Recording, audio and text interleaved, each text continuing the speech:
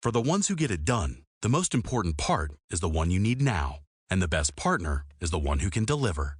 That's why millions of maintenance and repair pros trust Grainger. Because we have professional-grade supplies for every industry, even hard-to-find products. And we have same-day pickup and next-day delivery on most orders. But most importantly, we have an unwavering commitment to help keep you up and running. Call, click Grainger.com, or just stop by. Grainger, for the ones who get it done. If you work in quality control at a candy factory, you know strict safety regulations come with the job. It's why you partner with Grainger. Grainger helps you find the high-quality and compliant products your business needs to inspect, detect, and help correct issues. And the sweetest part is, everyone gets a product that's as safe to eat as it is delicious. Call 1-800-GRAINGER, click Grainger.com, or just stop by. Grainger, for the ones who get it done.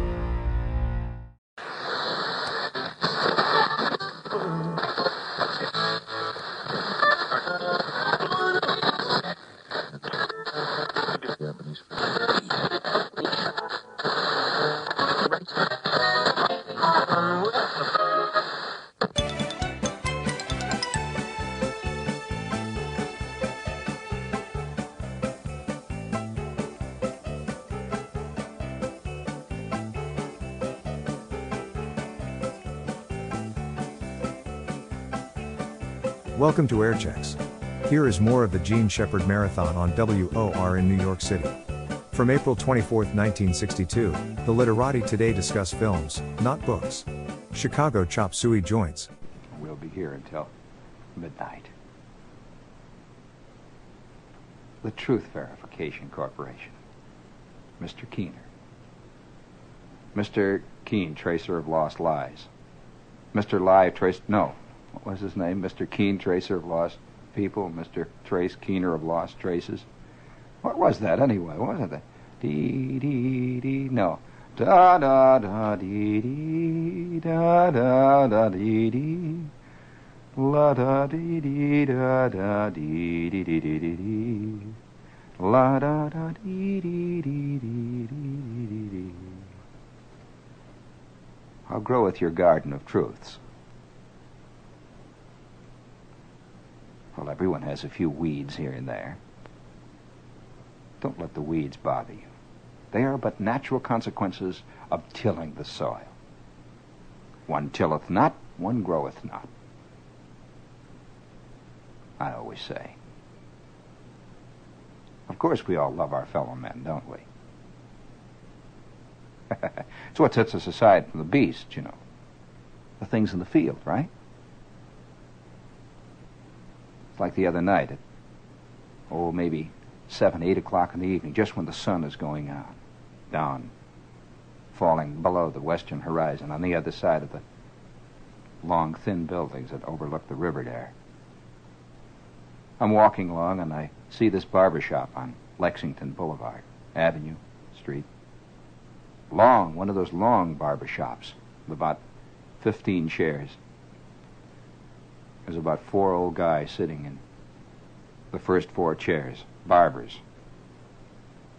One dozing off, one reading the racing form, the other one paring his fingernails, and the 4th one just staring at the ceiling. There's this big sign in front. It says, "No waiting." Plenty of chairs.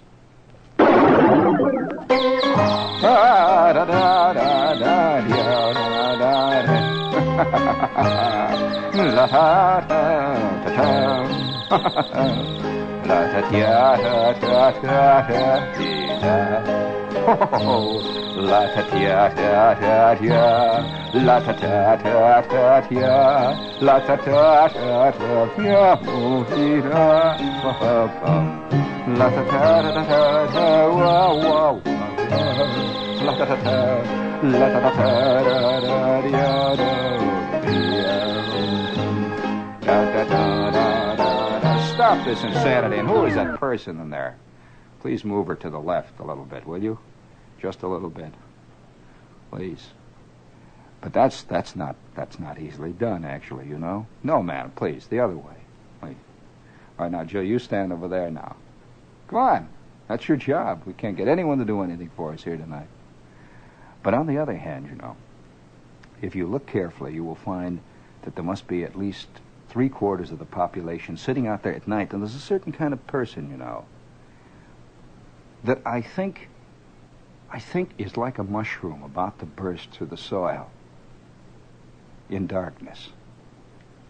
Now there are many things that will affect this mushroom's growth.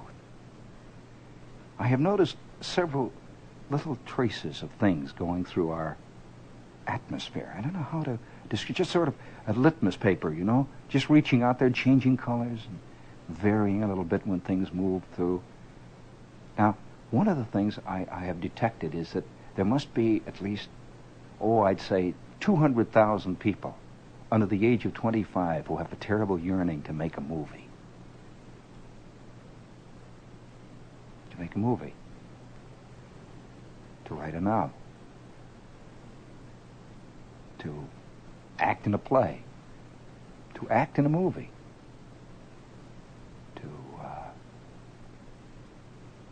To express. And to be applauded. Each one of these things, by the way, involves a large amount of applause. That's very important. To be applauded. Would you make a movie if they wouldn't let you put your name on it? Really? I wonder how many actors would act if they would not allow them to use their name. Have you ever read the fine print at the bottom of an acting contract now? Do you know they specify the size of the type to be used in the billing as opposed to the size of the type to be used by other people, 1/64th the entire page, 1/32nd of the entire... Oh, it gets as complicated as that. Until finally nobody appears in any play, movie, hopscotch game without being given some kind of billing. And way down at the bottom, you know, the little guys who used to be the also-rans now, they have what are called cameo billings. Little cameo things come on. Appearing as Mr. Glotz, Charlie Brown. Phew, also starring. Also starring. Are you starring in your life, by the way? You want to make a movie? Really? Really want to see that big thing up there on the screen? All of that stuff going past those wonderful, deep, warm, dark feelings you have about life? I could see this guy lying on a beach with this chick. And the moon is hanging out there over the ocean. The breezes are blowing quietly past. And you can hear the sound of the waves laving the shore. You know that nice sucking sound? Shoom.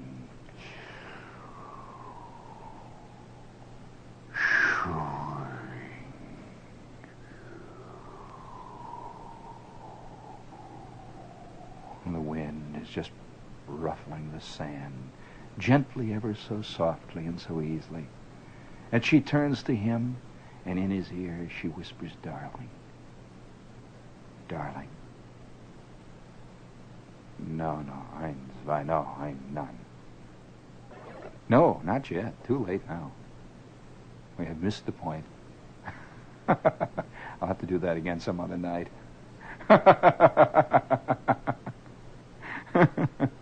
So I'm going to tell you, kids, about making movies.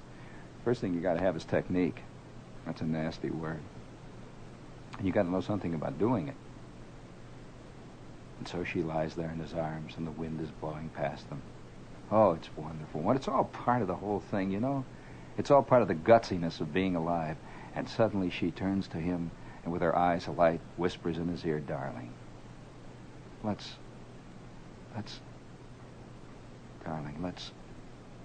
make a movie." Hold it there, hold it. Oh, you're crying out loud.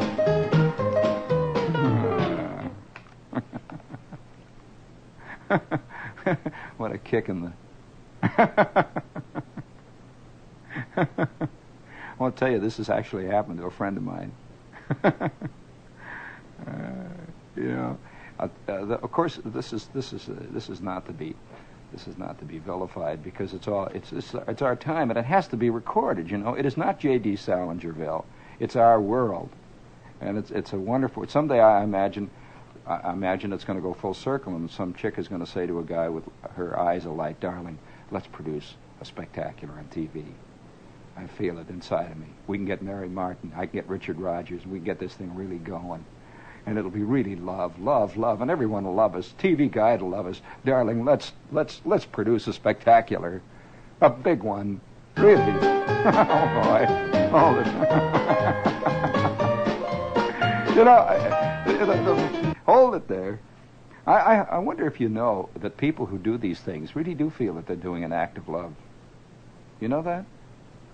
It's an act of affirmation of something. Can't figure out what it is, but it's affirming something.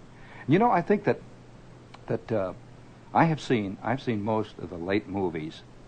When I say the late movies, most of the movies that have been touted very highly in the last 4 or 5 years. The whole Italian series, the French New Wave series, and even a few of the American. For the ones who get it done, the most important part is the one you need now. And the best partner is the one who can deliver. That's why millions of maintenance and repair pros trust Grainger. Because we have professional-grade supplies for every industry, even hard-to-find products. And we have same-day pickup and next-day delivery on most orders. But most importantly, we have an unwavering commitment to help keep you up and running. Call, click Grainger.com, or just stop by. Grainger, for the ones who get it done. If your job at a healthcare facility includes disinfecting against viruses, you know prevention is the best medicine. And maintaining healthy spaces starts with a healthy cleaning routine. Grainger's world-class supply chain helps ensure you have the quality products you need when you need them. From disinfectants and cleaning supplies to personal protective equipment, so you can help deliver a clean bill of health. Call 1-800-GRAINGER, click Grainger.com, or just stop by. Grainger, for the ones who get it done. Highly touted movies, and there's one theme that runs through almost all of them, and that's the theme of the emptiness of modern day life. Have you noticed that? It's that one theme. The Italian series, certainly, La Ventura, the whole series of the so-called impressionistic, neo-realistic films. All these words, by the way, cancel each other out if you know what the words mean, but they're always used. Impressionistic, neo-realistic. I wonder what the old realism was like. All this realism is always called neo-realistic or new realism. What was the old realism like? Wonder how that was. How long has it been since you've seen any of the old realisms out? What were the old realism? All those Priscilla Lane movies?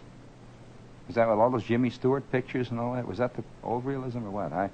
Anyway, the whole thing revolves around one point, and that is the emptiness of life. Now, I can't entirely. I can see that this is true. I mean, that there are a lot of empty areas in life. But has this never been untrue? Hasn't this always been an obvious thing to millions of people? Or do you, like most people, believe that all other times were great? That it was the past that was so wonderful. People had real values in those days. I heard a guy the other day on the Long John show, and he was a clean bearded youth of 22. And one of these clear-eyed kids, you know, from Princeton, who speak for the Young American for Freedoms people. Great kind of freedom, too, that they're for. It is, in a sense, the freedom to be allowed to kick you know where.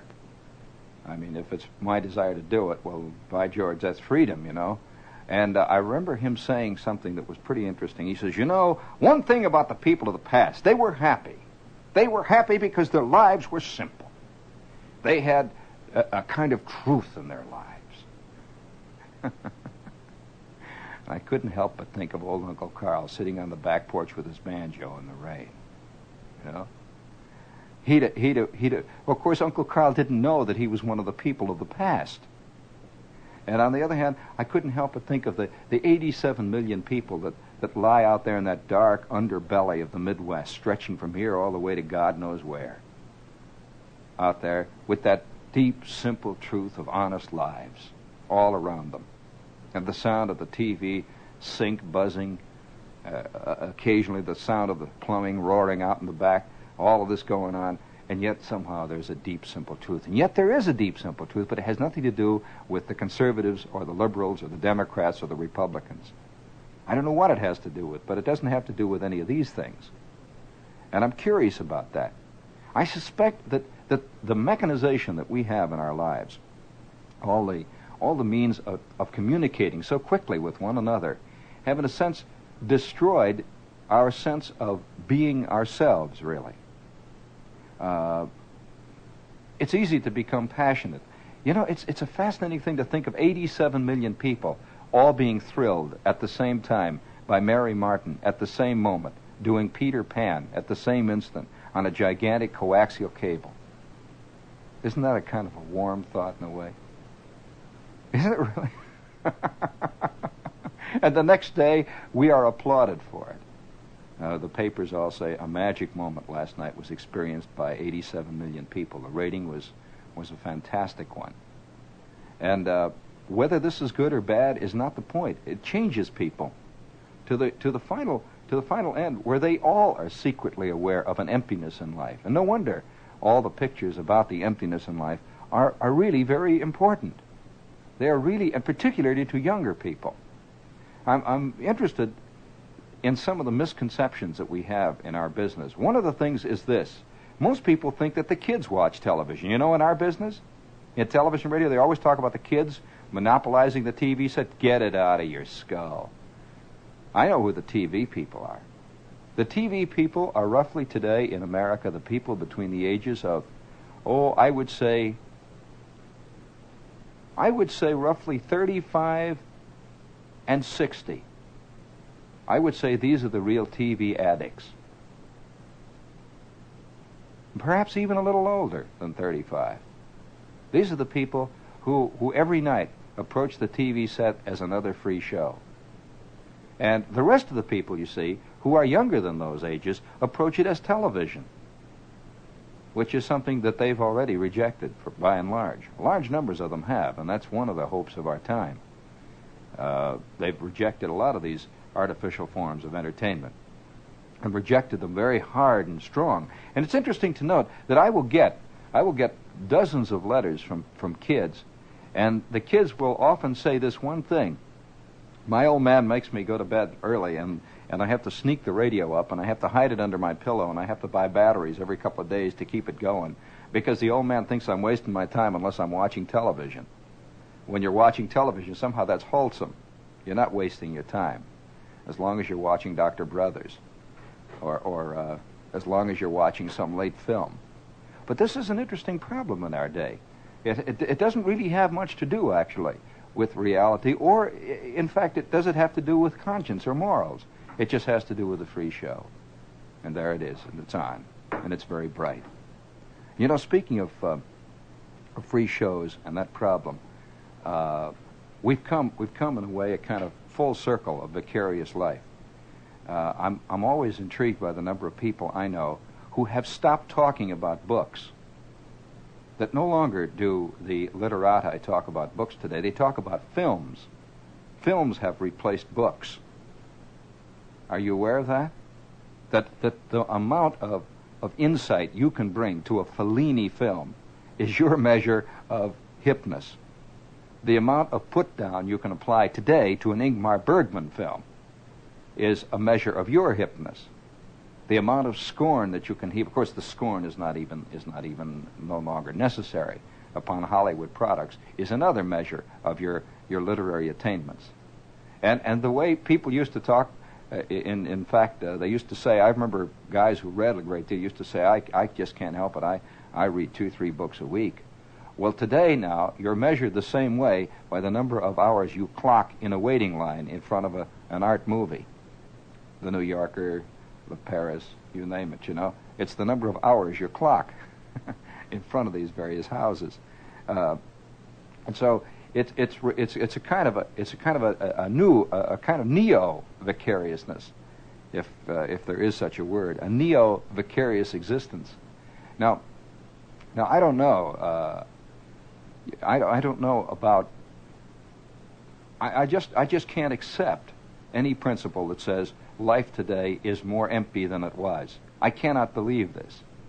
I think we're becoming more conscious of a large number of the gaps that there are no answers for in existence. I think man 100 years ago was just, his life was just as empty. I think 1,000 years ago it was just as empty over large stretches, except for one interesting thing. That is, hardly anybody ever recorded that.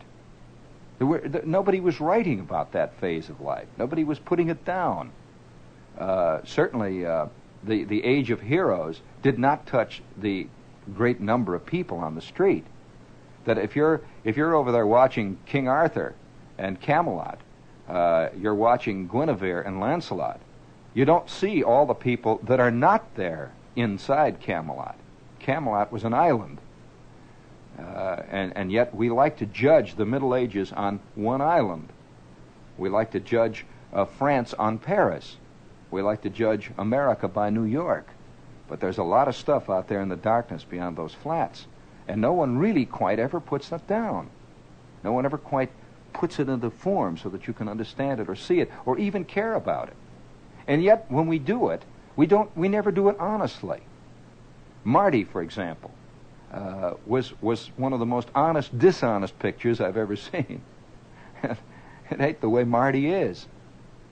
Because there was an element of sweetness in Marty that is rarely ever found in the Martys of the world.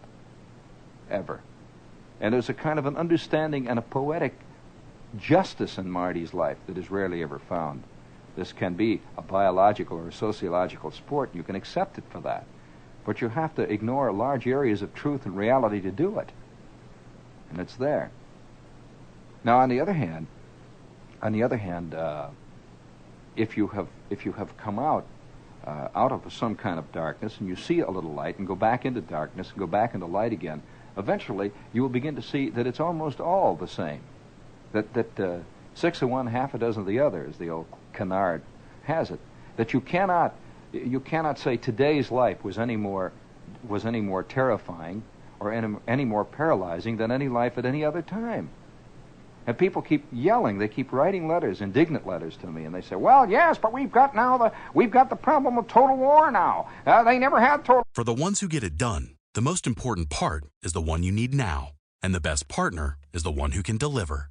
That's why millions of maintenance and repair pros trust Grainger. Because we have professional-grade supplies for every industry, even hard-to-find products. And we have same-day pickup and next-day delivery on most orders. But most importantly, we have an unwavering commitment to help keep you up and running. Call, click Grainger.com, or just stop by. Grainger, for the ones who get it done.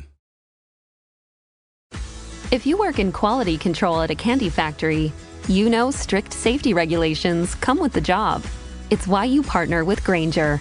Grainger helps you find the high-quality and compliant products your business needs to inspect, detect, and help correct issues.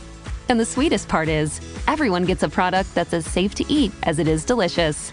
Call 1-800-GRAINGER, click Grainger.com, or just stop by. Grainger, for the ones who get it done. War before, the problem of total... Oh, come on, that's a total ridiculous statement, because a war is always total for anybody who's in it. A man who was running up the hillside on D-Day, that war was just as total for him as any war could possibly be. And a man who was caught in the Battle of Hastings, that was just as total. And of course, we like to put all kinds of value judgments on death. Somehow, it is not as bad to be killed by a mace as it is to be killed by a shell fragment. And again, it's not quite as bad to be killed by a shell fragment as it is to be killed by fallout. And then, of course, we like to pretend that, well, yeah, but this is the first time that civilians are involved. Oh, boy. You've never been in Europe if you say that. I would like to know the number of civilians that died in World War II. And interestingly enough, we almost always refer only to Hiroshima or Nagasaki. We hardly ever talk about all the other civilian populations that never saw an atom bomb. How many people do you think, for example, died in Cologne in the night bombing raids there? Do you know anything about that? You'd be interested to know that more than died under the atom bomb. You know that? It's fascinating. But you never hear about these things. So somehow each kind of death becomes either worse or better, or in between, and so on. Of course, never accepting the fact that it's all death. And somebody keeps raising a big sign that says, ban the bomb. Well, I wish it were possible. But it's an intriguing thing then to really realize in your own life Aldous Huxley wrote a beautiful essay on this subject. Speaking of essays, we have a commercial here. We better do it. It's for Mandarin House. And if you haven't tried Mandarin House, I would just like to recommend it respectfully to you.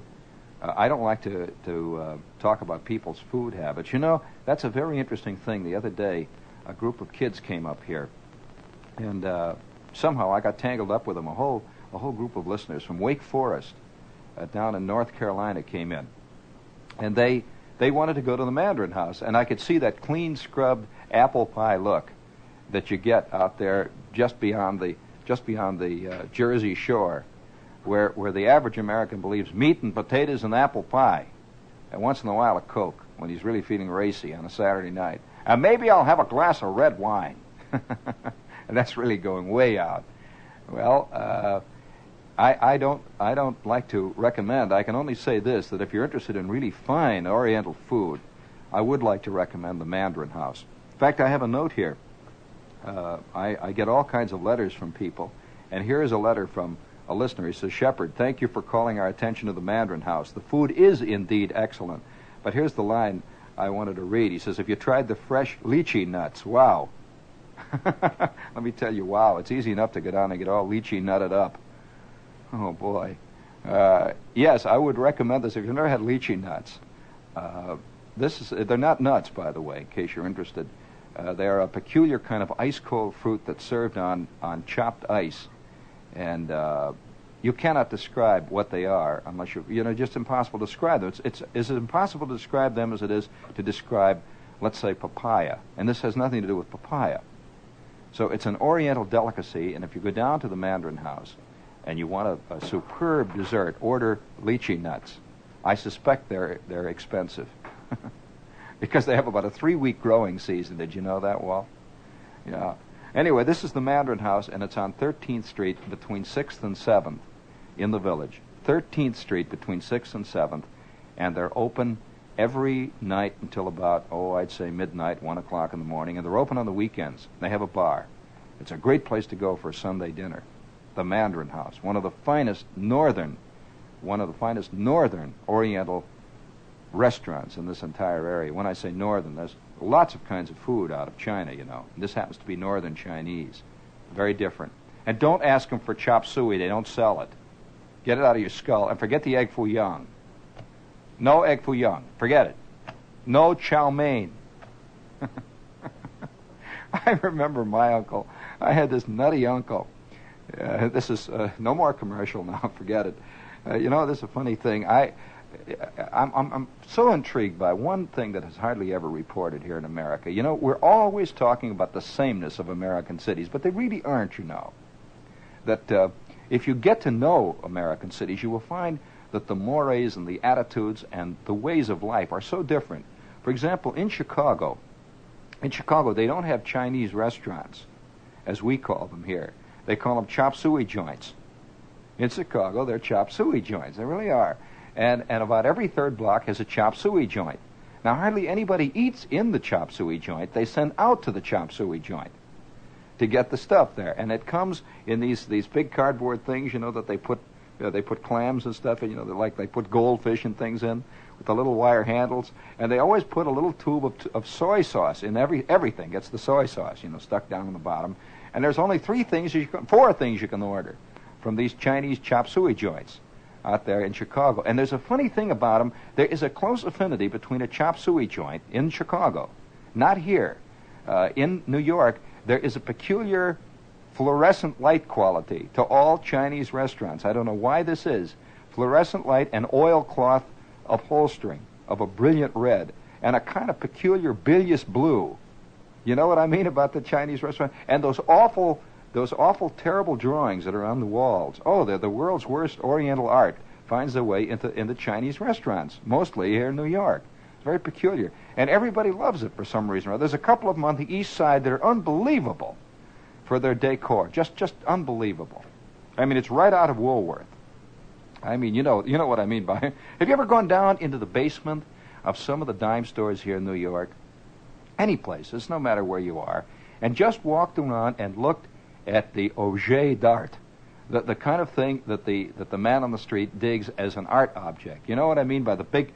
For example, the great big gilt panther, you know, with a real chain around his neck, and this panther is, and then there'll be a very shiny black panther, with a bronze rod coming out of his back, and a great big chartreuse green shade hanging over the top. You know, this kind of art, and it's just wild. Some of this stuff is unbelievable. Well, this is the kind of feeling that you get in so many chop suey joints.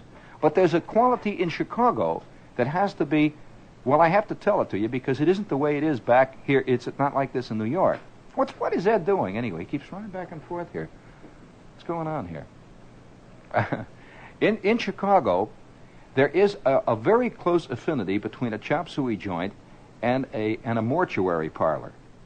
Yes, it is a very close affinity, and I can remember once in a while being taken into these places, and they're very silent, and there's a kind of high back wooden booth quality about them, and they're dark, and these little people pad around, and always back where they have the kitchen, there are 3 or 4 silent Orientals who are eating. They're always eating in the back.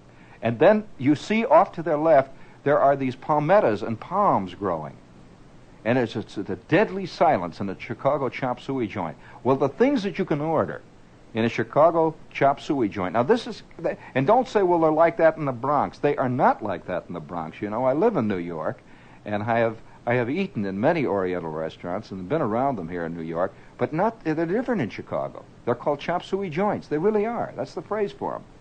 And the food in them consists of egg foo young, and then you can get 2 varieties of egg foo young. You get egg foo young with chicken, egg foo young with shrimp, with soy sauce. Then you get chop suey. You get vegetable chop suey or beef chop suey. Maybe on Wednesday, chicken chop suey. And then there's another interesting one called chow mein. You get chicken chow mein, or you can get plain chow mein, or you can get beef chow mein. And then the final, most interesting one is a horror known as wormain. You can get wormain there. Have you ever heard of wormain? Worms. Very strange, awful stuff. And there used to be on a Sunday, when you'd come around, this one nutty uncle we had, Uncle Al, was the guy that played the violin, and was considered the artist in the family because he once went to a Rubinstein concert. And he took his son there, and they talked about that for years in the family. It was a long story. And old Uncle Al used to, on a Sunday, when you would come to his house was entirely paved with linoleum. Entirely. It was a complete linoleum house. Blue and white checkered linoleum everywhere. It was linoleum in the front room. And every place there was this linoleum. Well, old Uncle Al used to always say, well, how about a treat? I'm going to send out to the chop suey joint, and I'm going to spring for chop suey. Okay. And his aunt, by the way, this is an unreported aunt. I should report this aunt. Very interesting aunt, Aunt Kate. She was another one on the far outskirts of the family, the revolving out there. And old Aunt Kate would say, oh, come on, Al. They're so tired of chop suey all the time. He'd say, come on, who's tired of... For the ones who get it done, the most important part is the one you need now. And the best partner is the one who can deliver. That's why millions of maintenance and repair pros trust Grainger. Because we have professional-grade supplies for every industry, even hard-to-find products. And we have same-day pickup and next-day delivery on most orders. But most importantly, we have an unwavering commitment to help keep you up and running. Call, click Grainger.com, or just stop by. Grainger, for the ones who get it done. Who can be tired of chop suey? And old Al would say, all right, well, of course, what are you going to say? Well, actually, nobody really was tired of chop suey. Everybody was ready to go all the time with this stuff. And he would say, okay, what'll it be? Now, let's get the orders down. And so he would start ordering this stuff. And, of course, inevitably, what he would really want to order is wormain, the one thing nobody liked. But Al liked wormain. It was the only guy I ever heard who liked wormain. Have you ever heard of wormain? You heard of it? You have heard of it. Well, of course, I'm interested because I never saw it on any menu here. It's not wormain, it's wormain. W-O-R-M. M-E-I-N. That's it, huh? Well, then I'm glad to know that this was not a figment of Al's imagination. And about 45 minutes later, 3 of us, the kids, would be sent down to this joint to pick up the wormain, the chop suey, and the egg foo young. And we would come up there, and he would give us each one an almond cookie. For you, an almond cookie. We'd say, for you, an almond cookie. And for you, an almond cookie. And the three of us would go back with this 14-pound load of glue, glue with soy sauce in it, and we have returned from the chop suey joint. This is a Chicago phenomenon. Another Chicago phenomenon, in case you're interested in the world of the Chicago eating habits, is Chicago was great for baked ham. About every third restaurant says, and a great big thing on the window says, our specialty, Virginia baked ham. And you get in and this, this great big chunk of greasy stuff is floating around there with a little, for some reason or other, they always cook it with brown sugar and pineapple. I guess that's to protect you from the ham taste, which gets pretty gamey when it's 3 or 4 weeks old. Well, it's Chicago, you live the way you live. It's real. It's hairy. Let me tell you. All right, so you're laughing. The White Sox beat the Yankees today, wise guy. Don't be so smart. And then there was another thing called the chili parlor. Let me tell you, Dad, the chili parlor, it was the kind of stuff that if you dropped it on the counter, it would hiss. When it served in pure lava bowls. It was 16 cents a thing, and then there was, of course, chili mac. Do you know what is a chili mac? None of these things have anything to do with New York life. You don't know what chili mac is? Oh, let me tell you, chili mac, I'll take you that. And we used to have all kinds of hunky restaurants, Pollock restaurants, all up and down the street, all sorts of things. One thing they never heard of there, though, they didn't have kosher hot dogs. One great thing that they had in almost every restaurant in Chicago was Polish sausage. Oh, yeah, to Poland, them to the ptaszik, the Polish sausage, I got the whole thing down. Oh, it all comes back to me in all of its sordidness, all of its sorrowness.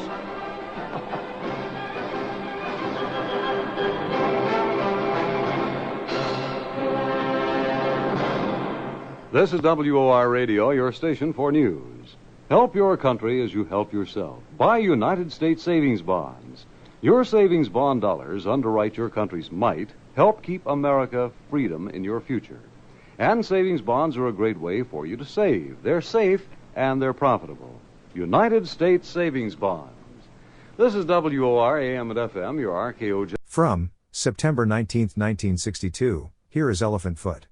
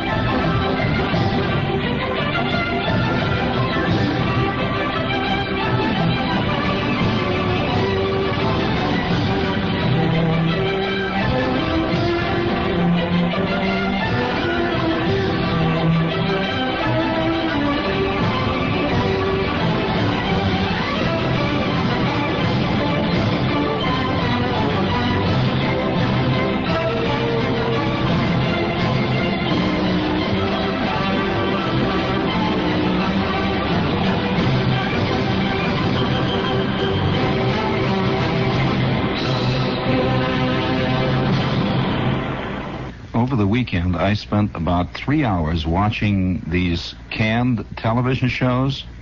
You know, the realistic kind, where there's a scene where the cops wind up chasing the guy around the roof. Have you ever seen, around the roofs of the buildings up and down the west side there over by the docks? And they shoot it out, and the lovely girl who winds up getting involved in the third reel, he's tearing down the fire escape, and he jumps into the room there, and he's always in the room with her, this beautiful girl. Well, I saw at least 7 of those over the weekend, and they're running around on the roofs. And I came to a conclusion there. These are called realistic television shows, because they're shot on real fire escapes and on real roofs. Wouldn't it be fantastic if life really was like that? I mean, really, wouldn't it be if every 20 minutes you hear them shooting it out up on the roofs, you go over in the 40s there, over by the roof, pow, pow, pow, pow, and Rocco the Lip, you see us swinging up and down the fire escapes, and there's a beautiful girl wearing a shawl. Oh, Rocco, please, I love you. Wouldn't it be wild? Oh, and think of the great headlines, and think of the wonderful newspaper stories. Every day you could pick up the newspapers, and there would be all those stories in the paper about all these fantastic things, and invariably in every story it would say that Rocco the Lip, while he was being chased up this alley, ran into this beautiful girl who had just come in on the boat from Italy someplace, and she was a beautiful girl, had a strange, striking resemblance to Elizabeth Taylor, and she fell instantly in love with him, and she didn't know he was a crook, but nevertheless, in the last, wouldn't it be just, but once in the great while, though, something pops up right out of the paper that makes all of that jazz look like kid stuff, but kid stuff. And you never know where it's going to happen. Now, yes, by the way, before we go any further, I would like to say that tonight's text is not for women and children. And if you fall into either one of those categories, I suggest you go down to WPAT maybe. They've got some nice ear-to-ear music. I imagine QXR now has a nice Haydn string quartet on. A couple of other stations got these gigantic recorded fist fights with these guys hollering through their nose. You might like that. And, you get a lot of things you can do. You don't have to. So please, without kicking chairs over anything, please leave now.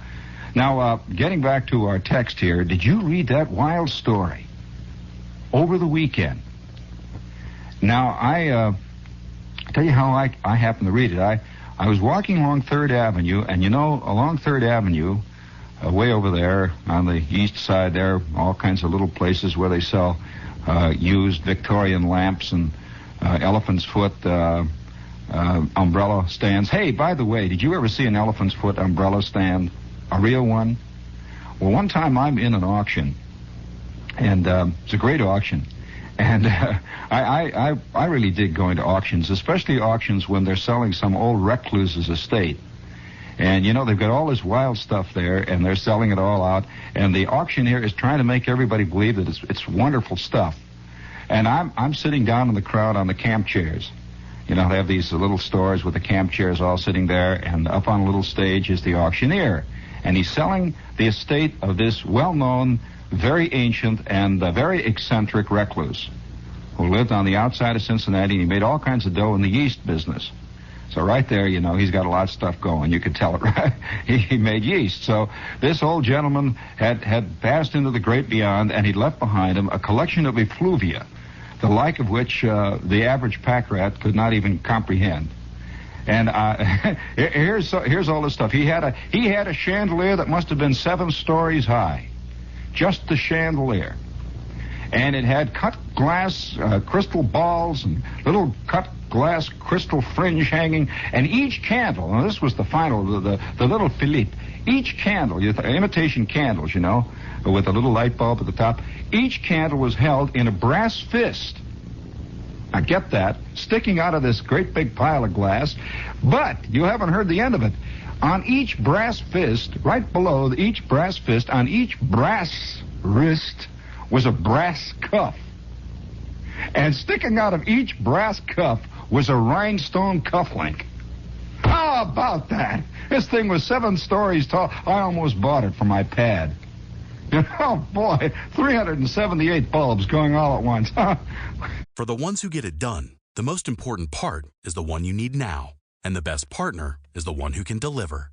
That's why millions of maintenance and repair pros trust Grainger. Because we have professional-grade supplies for every industry, even hard-to-find products. And we have same-day pickup and next-day delivery on most orders. But most importantly, we have an unwavering commitment to help keep you up and running. Call, click Grainger.com, or just stop by. Grainger, for the ones who get it done. Held aloft in a brass fist with a brass cuff with a rhinestone cufflink. Hey, George, now, I say you cannot give up on mankind if he's capable of this kind of stuff. I'm just talking about mankind in general. So anyway, I'm sitting there, and they got this big chandelier up there, and the auctioneer is up there. He's pounding away with a gavel, and all of his assistants are bringing stuff up. And he says, and now we have number 172, number 172 in the catalog, number 172 in the catalog, a genuine pachyderm, a genuine African pachyderm umbrella stand, a genuine African pachyderm umbrella stand. This is a pure piece of Victorian artwork, a very rare piece of Victorian artwork, and probably the like of which will seldom be seen again on the face of the earth. A beautiful piece which undoubtedly will go for hundreds of dollars more than we are asking for it this afternoon, number 172 in the catalog. Will you please bring it up? Well, they put up on the stand there an elephant's foot. Actually, it was an elephant's leg. Oh, boy, cut off at the knee. And there's this elephant's leg standing with the toenails. A real elephant's leg. And sticking out of the elephant's leg there, they had hollowed it out somehow. I don't know how they hollowed it out, and they had a brass thing set down in the middle of it. And sticking out of it were a couple of sample canes. And he said, number 172, number 172, number 172, number 172, a genuine pachyderm umbrella stand, genuine pachyderm umbrella stand. I guess he was using the phrase pachyderm because he figured that everybody, if they didn't look really sharply enough, would think it was teakwood or something else equally acceptable outside of an elephant's knee. Have you ever looked at an elephant's knee, really? Cut off there at the top with an umbrella sticking out? So he's going, well, I'm looking at this thing, and I think, by George, you can't give up hope. You just can't give up hope. And over the weekend, I'm walking along on 3rd Avenue, and they got all these shops where they're selling stuff like that, They're selling little paddle wheel steamers, and they're selling all kinds of just effluvia, all the junk. Can you imagine what it would be like if mankind somehow disappeared from the face of the earth tomorrow and left all his stuff behind him? Just left it, Just even better than that, I would love to see a pile of all the junk. Just the junk of mankind piled up. I wonder how high it would reach, this pile. How big the base would be. How much it would weigh. And how many hopes it would contain. How many distorted, wild, strange, beautiful, exquisite, circumscribed dreams all piled up there. With those plastic streetcars and those leather whales and those elephants' toes. Oh, boy. While I'm walking down there, I'm looking in the window, see, and I figure, well, this is a part of man that has no relationship to his action. You follow me here? It's the stuff like you drip off, you know what I mean? It's just sort of, it's the slough off of man. It doesn't have any real relationship to what he does. Well, I'm walking along 3rd Avenue, and I come to this little newsstand, and there on the newsstand is a pile of newspapers. And I'm walking past, and suddenly a story just came right out of a page. I don't read. I'm not a nipper. You know what I mean by a nipper? It's the kind of guy, that walks over and reads the front page of the paper and then goes on. This is a nipper. And boy, they are the bane of the newspaper sellers. You know that the newspaper sellers learn very quickly in the game just how to place that iron weight. So the headline sort of catches you, but you can't read it.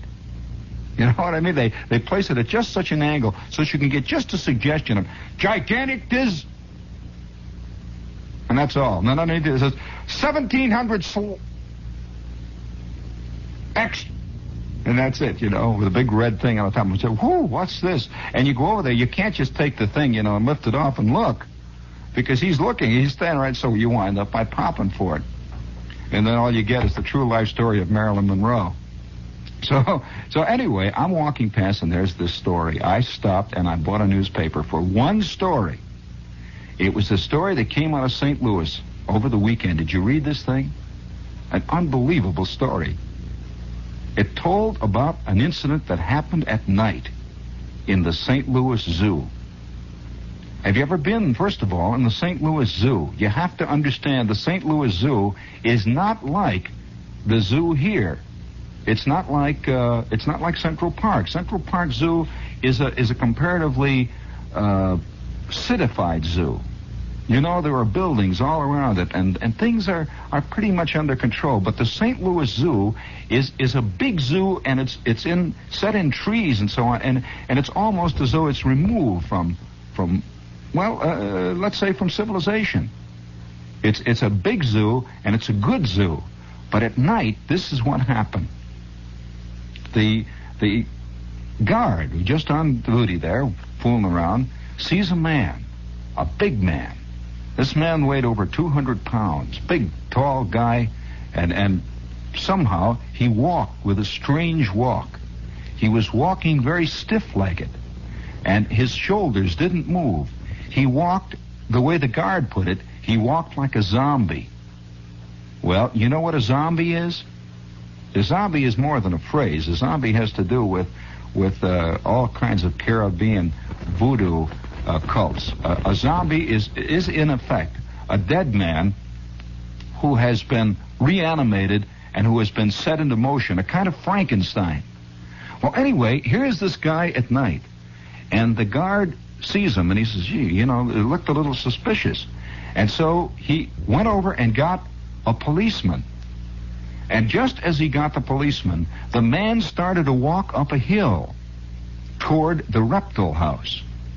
Now, this is a kind of a hilly zoo. It's built on plains and angles, and there are slow-rolling hills with trees all around. And it's all set in, and it must have been pitch black. But he walked up this sharp inclined plane, and the policeman is being summoned, and the guard leaves the policeman area where he had called up for a cop, turns and runs after the man. Now, you got the picture? The man arrives at the front door of the reptile house, and with fantastic strength, he tears the brass bars down that had barred the door, tore aside a screen, and ripped open the door, and walked right into the reptile house, carrying with him a long metal pole, like a pipe or something. He walked right down the middle of the reptile house, smashing the reptile cages, one after the other. Well, the man behind him, the guard, is clinging to his back and hitting him on the head with the butt of his pistol, banging him on the head, screaming at him to stop this. The man paid absolutely not the slightest heed to him, and the blows didn't even seem to affect him. He's just banging him on the head, screaming, and a policeman arrived, and they're struggling with this man, and he just kept walking down the center of the reptile house, smashing cages as he went, until finally he smashed 46 cages in that darkened house. With that, he turns, moves right up the aisle, out the front door, down through the bushes, over a fence, and into a car he had waiting, and was gone without a word. And, of course, the snakes are all out and writhing.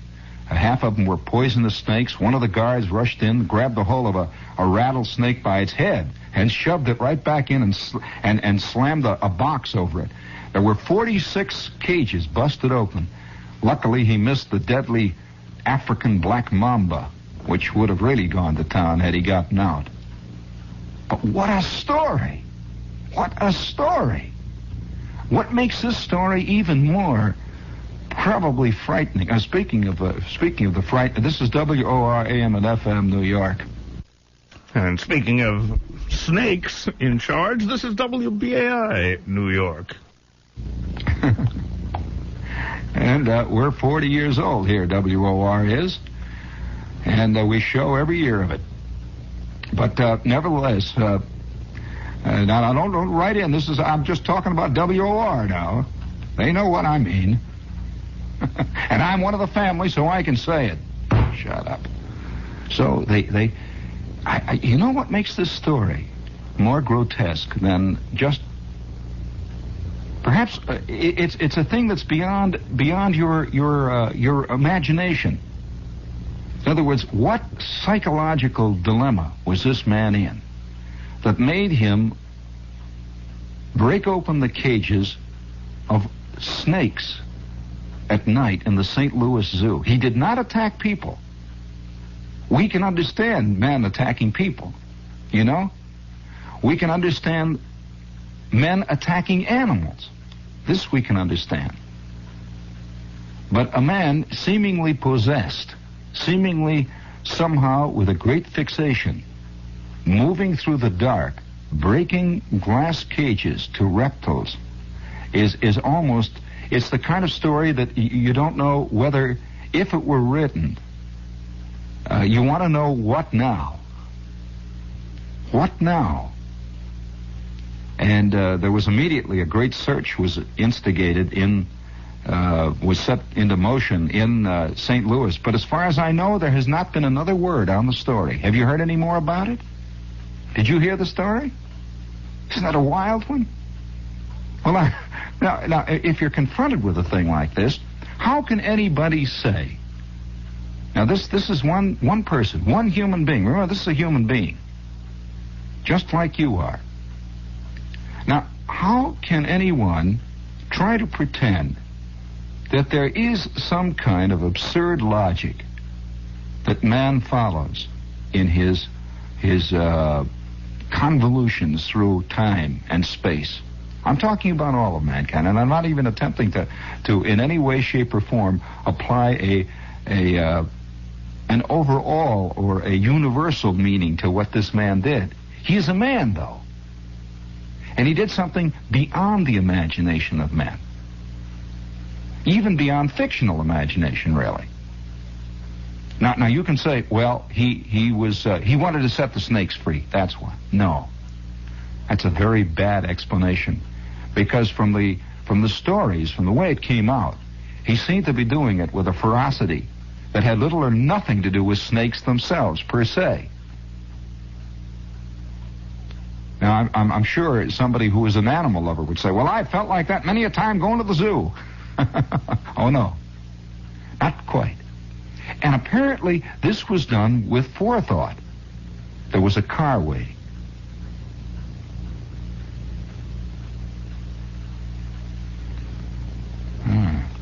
You know, I've often regretted not buying that elephant's foot.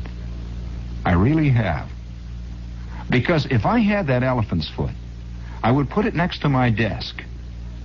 It would cause great consternation here at WOR, but it would remind me of something. It would remind me of snake cage smashers.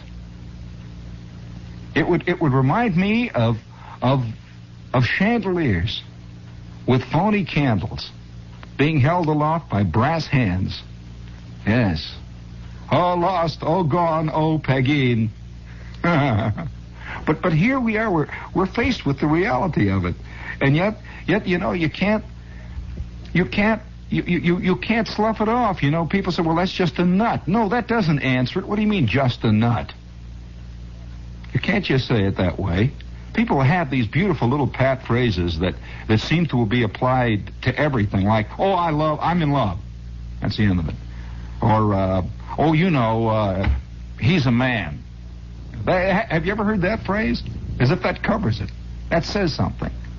Or, well, what are you going to do these days? What do you mean, what are you going to do these days? What would you do any days? What if you were living in 1166 or 1060? Yeah, what are you going to do these days? They're fighting all the time out there with their arrows and jazz. Crying out loud. That doesn't answer anything. Half of the things we say don't answer anything. So don't come back and say he was a nut. That doesn't answer it at all. Speaking of, all right, now I'll give you, how about answer, please, number 2. Yeah, that's right. Answer this one now. Put, this one. No. Hold it there, boys. No. That's better. Hold it now. Now, we have great respect, of course, for all the storied knowledge, well, let us say, the assembled attitudes.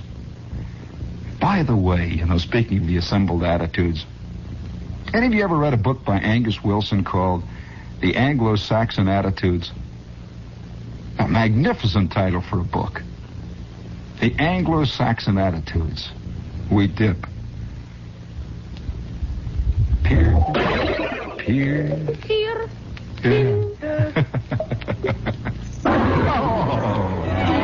All together. Peers of the realm last night pondered the case of a noble lord who said his mother-in-law got rid of rats by talking to them.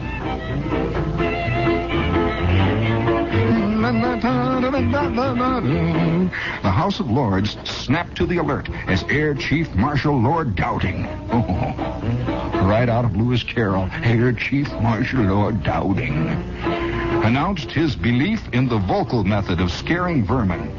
Lord Dowding, a 70-year-old spiritualist who masterminded Britain's heroic fighter force in the World War II Battle of Britain, recommended an American book describing the system. He said the book, Kinship with All Life, tells of a man who cleared his house of ants by telling them of his admiration for their industry and their communal spirit. My wife's mother, said Lord Dowding, had a plague of rats in her chicken pen. She practiced this cure, and the fowl runs. The chicken coops were cleared of rats. We ourselves have cleared our house of rats and mice by similar methods.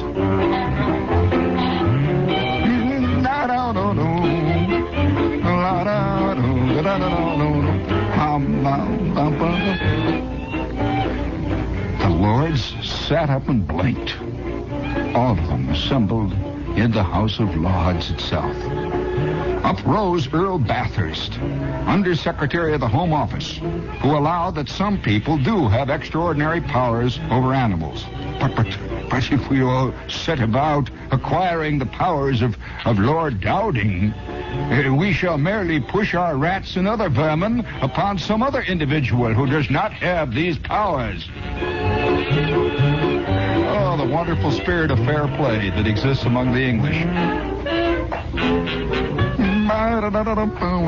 Lord Dowding confessed that, alas, such was the case. On the last occasion that my wife's mother cleared her chicken coops, she found that next day her neighbor said, I cannot imagine what has happened. My garden is swarming with rats.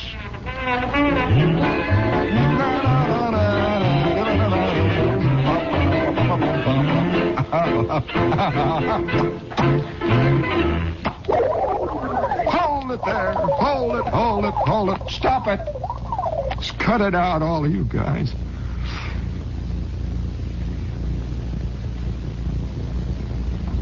Now look it. If you really examine the case of the elephant knee, you will realize that there is a logic to it. There is a logic to everything. Everything fits. Don't you understand that there isn't a single itsy bitsy wee tiny drop that does not somehow fit into the overall scheme? And as you're probably aware, the British long ago, in many ways, explored this theme itself. Oh, yes, boil and bubble, toil and trouble. Oh, no. Thou shalt not push me beyond the cliff. So spake indeed the Lord, withdrawing from its scabbard his long, thin war saber. Oh, you shall not push me beyond the cliff. I shall fight. With my back to the white cliffs of Dover. I shall fight till the very last blood of...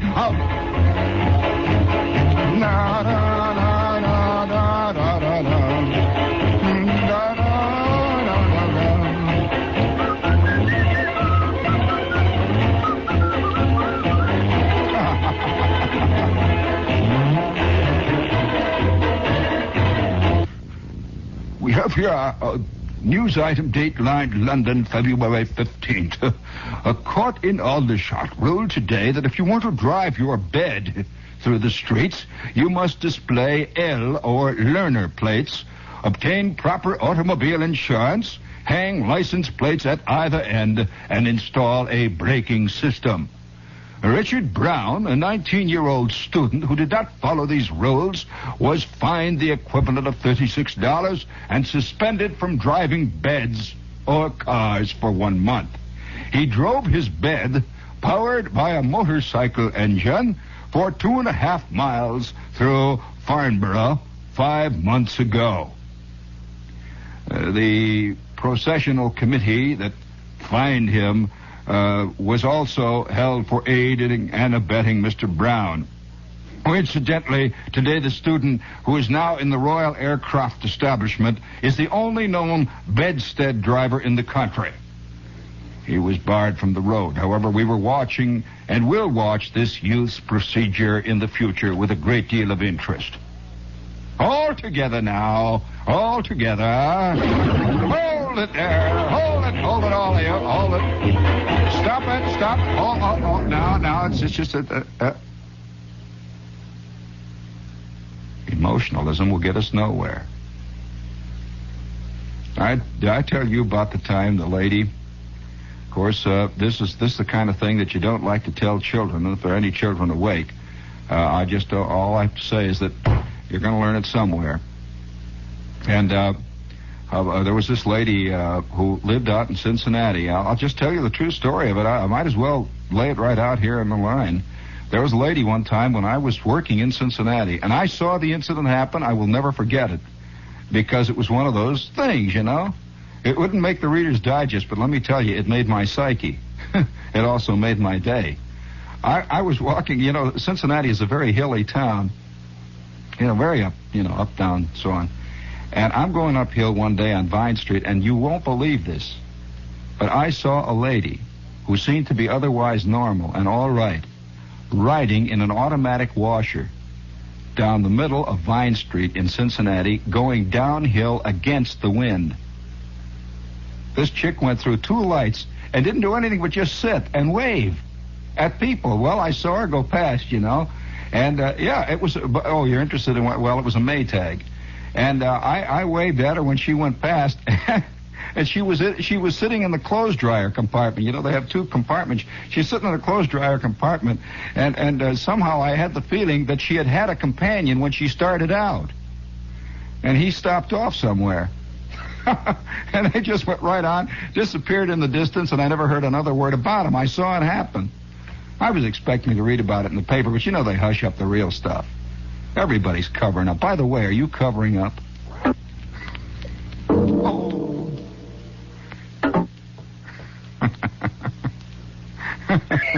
Stop, cut it out, you guys.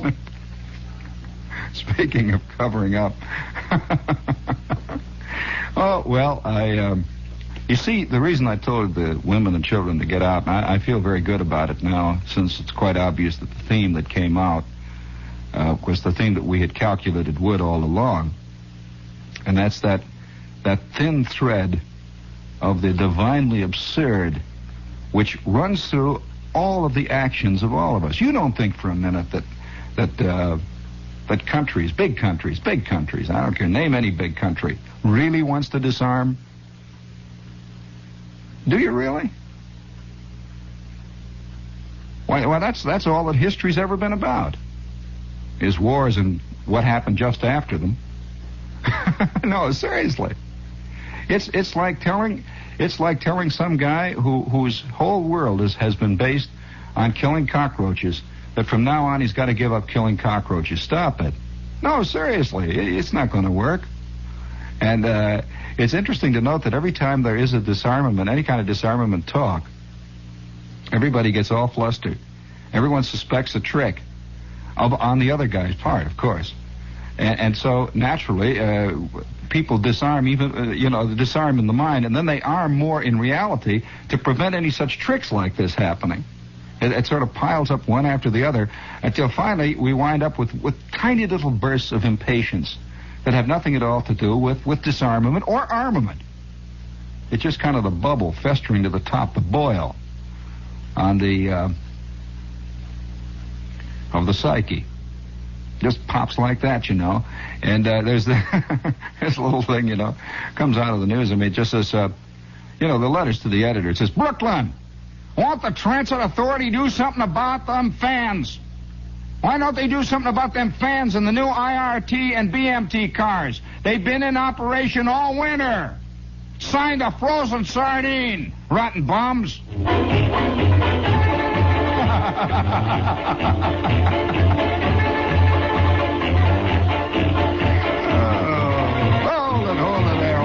Guys, hold it there, rotten bums. I don't blame you, Dad. When are they going to get on us? So when is that? Oh, of course, this is all part of the same thing. It's like the other day I'm listening to shortwave, And I don't recall what country it was Romania or one of them. They have all these English newscasts on. And you listen really carefully to this, and you begin to note that in the voice there is the sound of a man or a woman, usually women. You know, they use a lot of women newscasters over there. These people really believe it, you know, which is really frightening, because we really believe what we say. You know, and yet nobody really does. You know what I mean? If you carry it all the way to the furthest extent, it's just a lot of talk. I mean, I'm all over. The world is, in fact, composed of talk. So everybody, we're going to shoot this rocket up now, you know, with a guy in it. And so everybody talks about all the scientific information we're going to get. That isn't why we're doing it. We want to see if we can shoot a rocket up. It's like kids, you know, when a kid is going to do something, when he's going to throw a rock up in the air to see how high it goes, he doesn't try to pretend, you know, that what he's doing it is to measure air currents on rocks. You know, he just throws the rock, you know, lets her go, you know.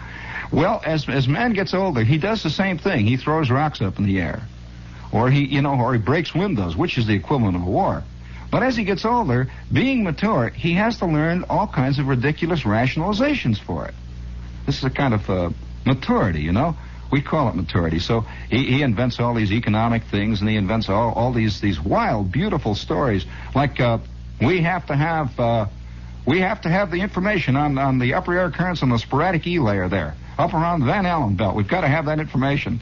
So we wind up, nobody knows why, you know, but we wind up putting $87 billion into a gigantic rock to throw up, and I can only say, fine. I can say there's nothing wrong with that, actually. Because what else is there to do on the earth anyway, really? Because this is the kind of talk that women, I'm not quite sure, understand, you know? Because I don't think they have the same kind of itch that men have. That the itch that men have to throw things as far as they can be thrown, to fly up as high as you can fly, to jump as high as you can jump. All these things are tied up, oh boy, wow, biologically, psychologically, and everything else, with the problem of being male.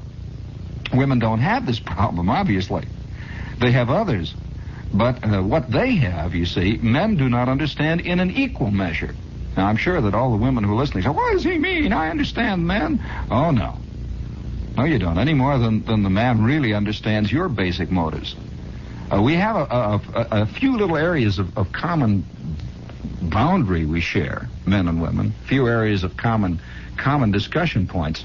But it's like two. Do you understand what I mean, Ed? It's really like two races sending notes to each other, written in two different languages, but vaguely written the same way. You know. So here we're going to send these things up, and I think that. More and more, of course, it's not a matter of thinking. I know this is a fact, that more and more psychologists are becoming interested in mankind as a whole rather than the individual ill. And more and more, they're beginning to impinge or to dissect that little area there, that little itch that mankind has had, to throw things up as high as they can throw it, to see what'll happen, just to see what'll happen. You know, that explains a lot. If you do something and you say, well, I just wanted to see what would happen. That's right. But what does it explain, you see? It doesn't really explain why you want to see what would happen. And so this incessant, insensate drive for knowledge and for understanding of the physical universe has led us into some very interesting paths. But we've never really explained why we want to know these things, really. Now, there can be some very loose, broad generalizations, and I might say rationalizations. For example, it betters the lot of man on earth. Do you really believe that? Do you really believe you're happier than, say, somebody who lived 500 years ago? Really happier? On the other hand, you see, the guys who live 500 years from now are going to have things you don't know about. Are you unhappy about it? Do you feel a terrible sense of being cheated because you don't have the instantaneous telepathic method of non-communication which people will have in the year 2750? Do you think Washington felt cheated because he never saw gun smoke? Seriously, you know? But we like to think they did, you know, that the poor old Jefferson left this mortal coil feeling cheated. By George, he just missed out. Just missed out on Vista Vision. If he'd have stuck around, he might have seen it. And yet, you see, the the interesting problem here is one again of time and space. The time you occupy a certain amount of cubic inches of space versus the time and space occupied by somebody else at another point on the graph. Just as a big long line there. But nobody quite understands why we have this. No, they don't. They really don't. Now, a lot of people are going to come up with glib answers, but no one has really explained that one interesting facet of all of us. And that's this thing to know everything. To just see what it would do. You know? Just see what it would do. No one really knows about this. And if you're going to tell me, come up and say, well, they're doing this because, you know, if they find out how it is on Saturn, they will discover how they can better the lot on... Oh, come on. Everybody wants to go to Saturn just to see what Saturn's like, that's all. Why don't we just admit it? We want to see what's there.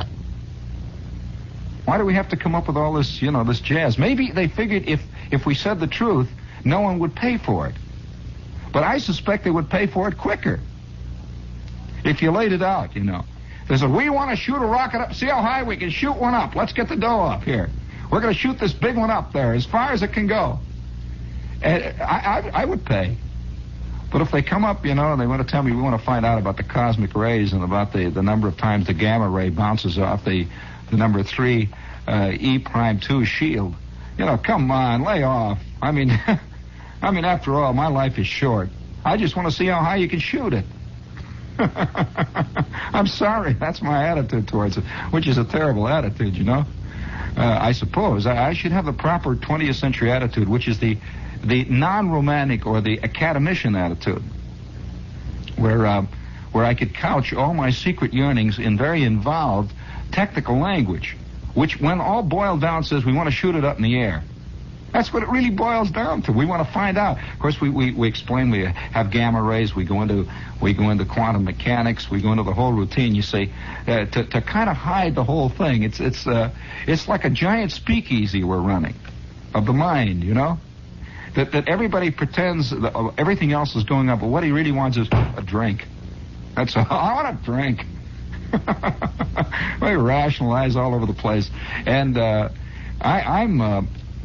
Of course, on the other hand, if people ever would admit why they have wars, for example, we might begin to make some progress towards not having them. You know, any good psychologist will tell you that the minute a man who has got a fixation, say, for example, an alcoholic, admits that he has one, really admits it, you know, and says, well, all right, now, where do we go from here? Then there might be a chance of going, but there's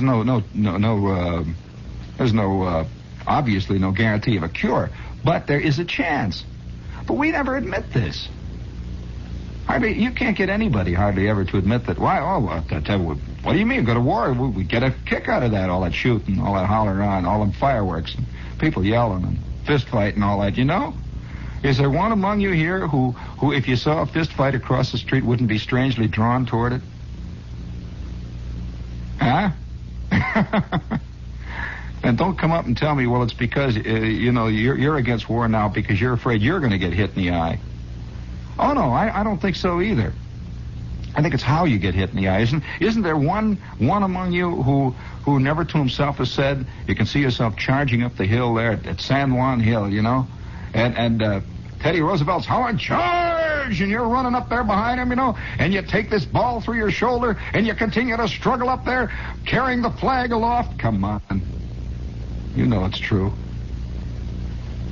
You know, it's one of the saddest sights of all is this little 97-pound weakling standing on the library steps saying how much he hates football players. Does he really? Or does he hate non-football players even more? It's very complicated, you know. It gets why don't they turn them fans off on the BMT? Who's covering up, Wagner? Wise guy. I know how this works. Well, nobody's going to tell me how it works. I know how it works. They're covering up. They're not telling you nothing. You don't think they're going to tell you everything about what that thing is going to do when it gets up there, do you? Let me tell you, they're covering up. Who's covering? All them guys in Washington, everybody, the big shots. What about that match? You heard about that match that they invented? You light it once, and in fact, you can light it all the rest of your life. It's a match that lasts a lifetime. They bought that one up, boy, and stuck it away in a safe. You heard about that guy that invented the motor that runs on water? They bought that one up, stuck it away in a safe. They're not letting nothing out, them guys. Not giving you nothing. They're smart. How'd they make all their dough? How can they sell their gas? Huh. Yeah, they're wise guys. Let me tell you, 15 cents fare on a subway? Let me tell you, Jack, it's going to be 20 cents before the year is out. And why? Who's getting all that dough? Who's sticking all that dough in his pocket, huh? I'll do it tomorrow. Yes, I will. Well, you think not? You watch me.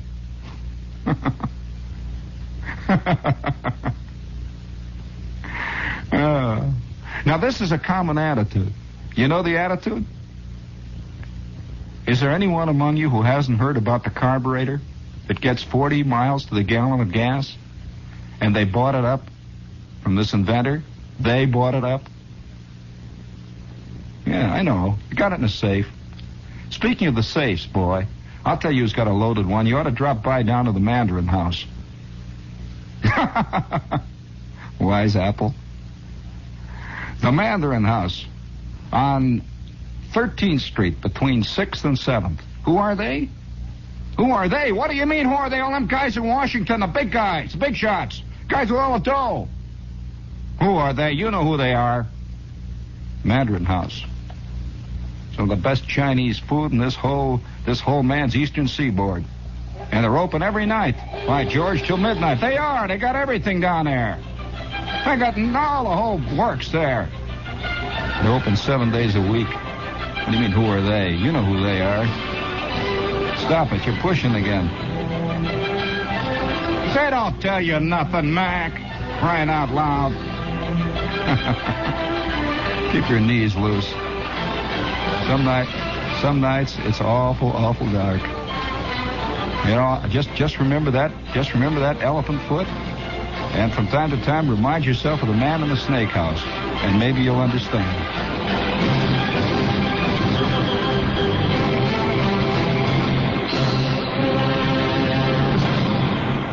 From March 15, 1963, Goldwater, Romney and Rockefller are also not running. Shep hasn't much patience with his engineer Walt, or anyone else in the studio. Underdogs? That's pure Orwell. A broadcast showing the darker side of Shepard. It is beginning to creep up. And I noticed yesterday on the newscast, 3 non-presidential candidates made it clear that they're not running for the presidency. In spite of the obvious fact, no one asked them. 3 of them held press conferences and announced that without any equivocation, they are interested in the work, the great work that they have laid out for themselves in the great sovereign state of Sylvania. And that under no circumstances am I, nor will I, nor have I ever run for the office of the presidency of the United States, and I want that made clear.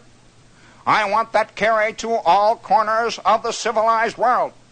I am interested only in the great work that lies ahead of me, the work that has been placed in my hands, the great trust of the peoples of the state, sovereign state of Sylvania. And for that reason, I am making it very clear now, in spite of the talk that there has been in certain circles that they are going to draft me at the 1964 presidential nominating convention of the great sovereign party of the Republicans, that I am not available. I am absolutely not running. Not running, you hear? Hey, you in the back there, get that notebook going. I, J. Wellington Witherspoon, am not running for the presidency. The name is J. Wellington Witherspoon. I want you to know that. Not running for the office of the presidency of the United States. That office, again, is the presidency of the United States. Me now. No, not me. That's right. I am not running. And even as he is saying that, far, maybe 500 miles away, another candidate is saying, and I am taking this opportunity to clear the record that my work here in the great sovereign state of New York is of such import that I want it made very clear that I am not running, nor have I contemplated at any time in my career for the office of the presidency of the United States. J. Cheever Loophole, here, I want it clearly understood, is not running for the office of the presidency of the United States. Ever will I be... Oh, now, Walt, watch me. Don't watch that disc. You've seen records before. Now, put your hand on it and hold it there. Okay. Now, you know, this now, I said, Walt, watch me, not the record. I don't care what comes on. Doesn't matter. That isn't what's important on this program.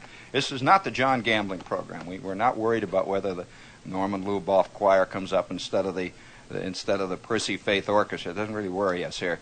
But you know, this is getting to be very interesting. This ritual.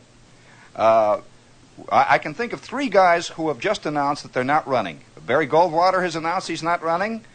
This guy out in Michigan, what's his name, Romney? He's not running. Absolutely not running. I'm relieved at that one. And there have been even implications that Mr. Rockefeller is not running. Now, I feel very good about that. I'm curious, though, who is running now? I'm just curious. I'd like to go on record right now, in spite of the fact there's been some obvious talk down around Bleecker Street, that Shepard is also not running for the presidency of the United States. And I'm also going to take it on my back right now to say that Jules Pfeiffer is not running either.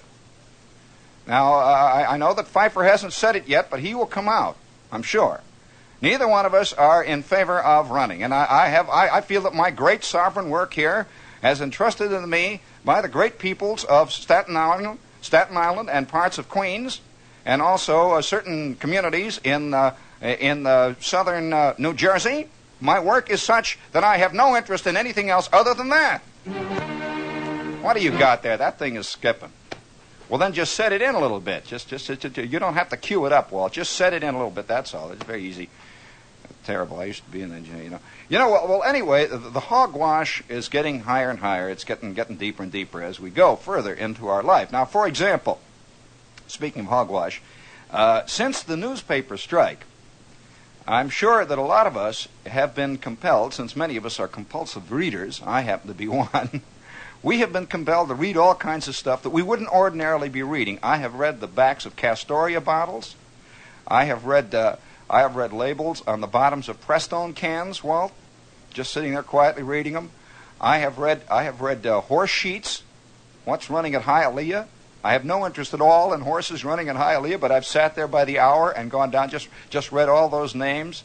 And for that reason, I have read a lot of magazines, which I ordinarily would not read. For example, there's one magazine which just came out, speaking of that stuff that's creeping in through the underneath the doors and it's coming in over the windows and all that stuff.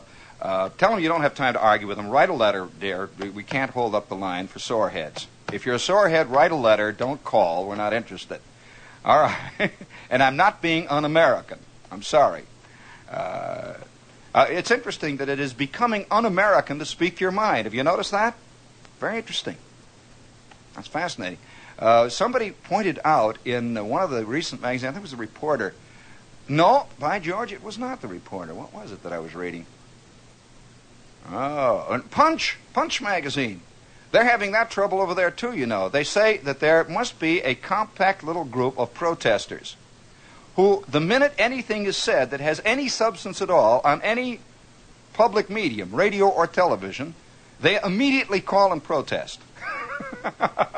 Says this outfit is far more organized than any other organization that we happen to have in our midst today. And they always protest in the name of right. Of course, they know what's right, and whatever it is they're against is wrong, obviously. So please write your angry letters. Please do not call, because I'm not going to stop everything and get on the phone and argue with a 74-year-old man with the mind of a 12-year-old living out in Staten Island. I am not interested. I would like to pretend that I am, but I am not. Okay? All right.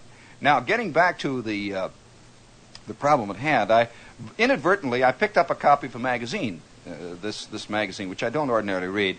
It's one of these magazines that takes a dynamic attitude towards sport. It's really a magazine for people who hate sports, but who like to read about sports for some reason or other, but only very obliquely, or obliquely, as they say in the Army. For example, they would be much more interested in, let's say, Joe DiMaggio's foulard tie collection than in his batting average. They're much more interested in that. It's that kind of a thing that says, what kind of a Welch rarebit does Willie Mays really serve after the games to his intimates? The recipe will be found in a special 4-color fold-out in this fantastic sports magazine. You know that kind of thing? You know that kind of sports magazine. Well, they had a recent issue which inadvertently fell into my hands, and it gives you the idea of the kind of dynamic glop that's around, called Special Issue. Special Issue. The Special Underdog Issue. Who among us does not feel that he's an underdog? Well, I would like to suggest almost the enormity of the glop that's among us. Can you imagine who this magazine relegates to the underdog category? Get ready with that bombastic movie, that fantastic music in there, Walt. All set with it now. I'll give you the cue there. Here is their underdog number 1, Wilt Chamberlain. Yes, Wilt Chamberlain. That's roughly tantamount to calling King Kong an underdog. Really is. I mean, underdog. You want to hear another one of their definitions of an underdog? Another great underdog of our time. And I'll even read to you the way he's described. Underdog number 2, Stan the Man Musial, a man against time, his personal and often agonizing war. Stan the Man Musial, one of the great underdogs of our world. Fantastic. I mean, my George, that to all of us who are, all of us fighting that underdog war, that kind of fits. I'll show you another example of one of their great underdogs. I don't know whether you know anything about this guy, but this guy really fits the underdog role. Underdog, Eddie Matthews.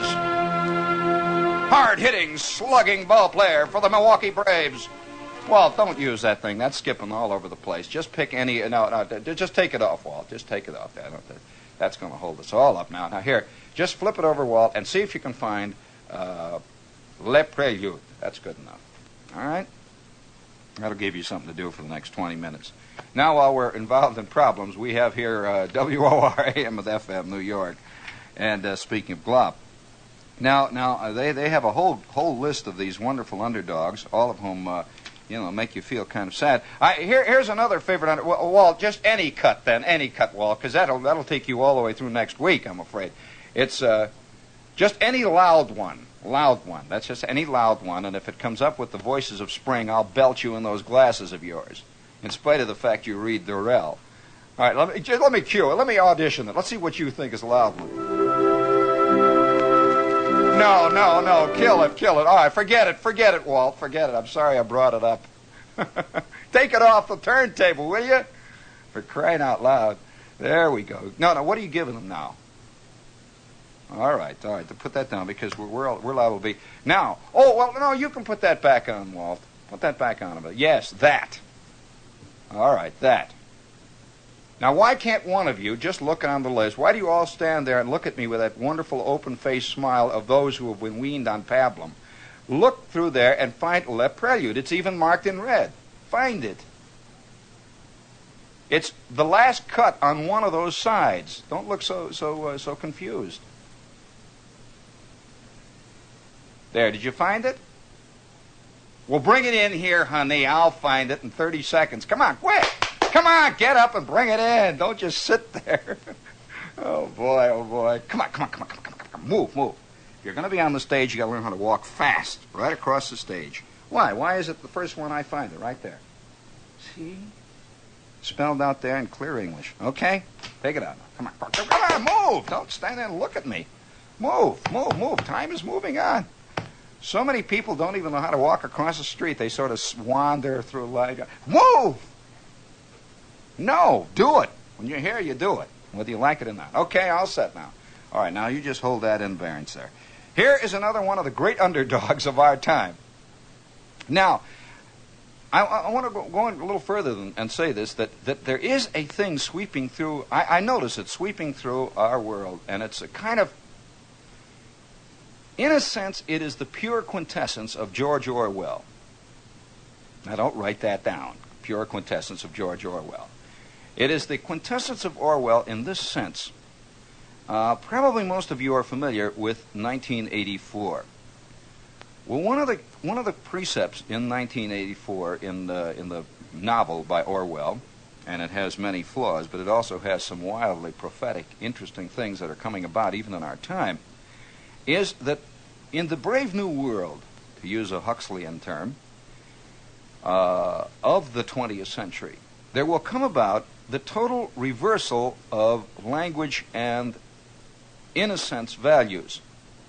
And so Orwell he spelled it out. He had big slogans on the walls of the buildings in the country that was his hypothetical country in 1984. War is love. War is peace, rather. You have a big thing that said, war is peace. Another big slogan he said was hate is love. And a lot of people, of course, laughed at this, thinking that what he was talking about would be and should be literal. No, it will never be called love is hate and war is peace, literally. But to call Stan Musial an underdog is pure Orwell, pure Orwellian concept, a pure Orwellian concept. Now look up underdog. Have any of you got a dictionary out there? Look up underdog, please. Look up underdog. I would like to have the dictionary definition of underdog. Now this, to me, is the kind of creeping decay of the language that in the end will be able to describe, it'll be able to describe, it'll be able to describe a mouse as an elephant. If you can describe Stan Musial as an underdog, it's just as easy to describe a mouse as an elephant. In fact, they'll probably have more in common, a mouse with an elephant, than Stan Musial has with underdogs. Does anybody have a dictionary? I'd love to have the definition of it. I don't know what the actual... Here's another one. Here's another great underdog of our time. Ernie Banks. Do you know anything about Ernie Banks? Ernie Banks is one of the hardest hitting shortstops that ever played in the National League. Ernie Banks has been a terror of National League pitchers for probably 10 years. An underdog. An underdog. Ernie Banks is probably 6'3". He's built like a wedge. I've seen him play many times. He's a magnificent human being. And he has one of the most beautifully controlled, natural swings that I've ever seen in a ballpark. An underdog. It's pure Orwell. Absolutely pure Orwell. And this is a fascinating development in our time, and yet it's going all over. It's slowly beginning to creep in. And so today, a comic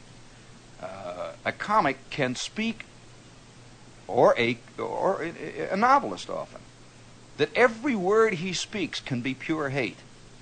Can be pure hate.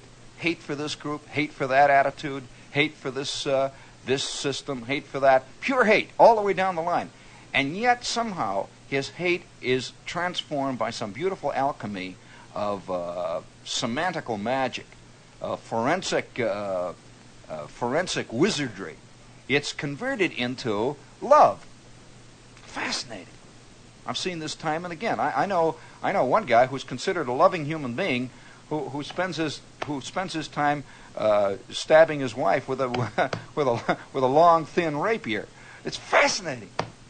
And yet, does anyone have that definition? Give me the definition. Just sit there, lay it down and bring it in. Don't worry about it. Just lay it down, bring it in. That's all. Okay, now, gee whiz, dynamic people here. But nevertheless, come on, bring it in. Don't sit there and talk about it. Just lay it down. Don't hang up. Lay it down. Hey, hello. Lay it down. Bring it in. No, not hang up. Lay it down so they can't ring it again. Hey, smartness is coming through. Come on, bring it in. All right, we forget it then. So here's another example of that stuff. I don't know what's with my people here tonight. They're all knee-deep in mud or whatever it is that I'm talking about. Here's another example of the kind of thing that I'm talking about. Another magazine recently, and they innocently sent me a copy of their magazine. are doing an entire issue on New York. Well, you know that whenever a magazine is having trouble thinking of ideas for its next issue, it does a New York issue. Every magazine has done a New York issue in the last 3 months. I don't care whatever magazine. Undoubtedly, the Police Gazette has too. I haven't seen it, but I'll bet it has. Always, when you run out of things, it's you do the New York issue. You get out all the pictures of the new buildings. Well, now here's another example of Orwell in dynamic motion. To look at this article, the issue, New York is growing beautifuler and beautifuler and beautifuler every day. To use a 19th century there. You finally got it written out? Ah, good. It didn't take more than 20 minutes. There, very good, very good, very good. The New York is getting prettier every day, and yet anyone who lives in New York knows this is diametrically opposed to the truth. That the new buildings that are being built in New York are, for the most part, as alike as the proverbial peas in a pod, with far less personality than those peas in the proverbial pod. They look like, most of them look like they've been put up by the Erector Set Company, and they're built to be taken down by next Christmas, when the new big whoopee package will be open. And most of the guys who live in these office buildings have said on one occasion or another, one, they leak, they're drafty, they're impersonal, the light is bad, they creak in the wind, and et cetera on down the line. But this article comes out and it makes it sound, it's just one big, beautiful sheet of lovely green glass that we're all living in, and it's fantastic. Pure Orwell. In spite of the fact that these guys know that's not true, because they're living in one of these buildings, you know. Fantastic. I can't understand it. Well, maybe I can, because behind almost every big article in every magazine, there lies the fine hand of the press agent, and the fine hand of some pressure group of one kind or another. I'm afraid that this is pretty nearly true, particularly, and you know, very few people say much about people. In other words, I don't know of any organized group of just ordinary people. You know, well, what are you going to organize? You're just there. You're just walking around scratching. Well, let me tell you, the real estate organization has an organization, Daddy. I'll tell you that. And various other big organizations that have a vested interest in knocking down the city and putting up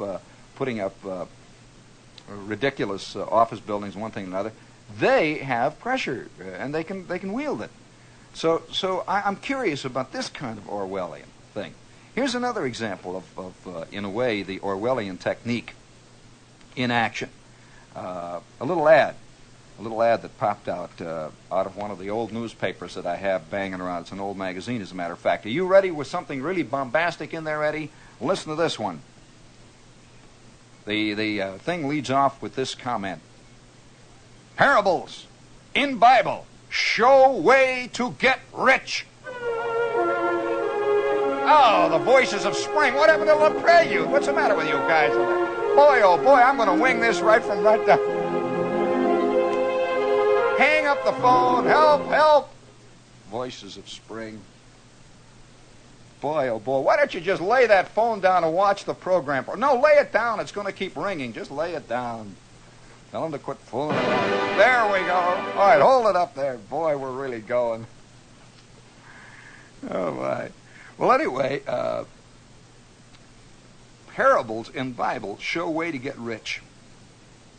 Now, this is another example of Orwellian technique.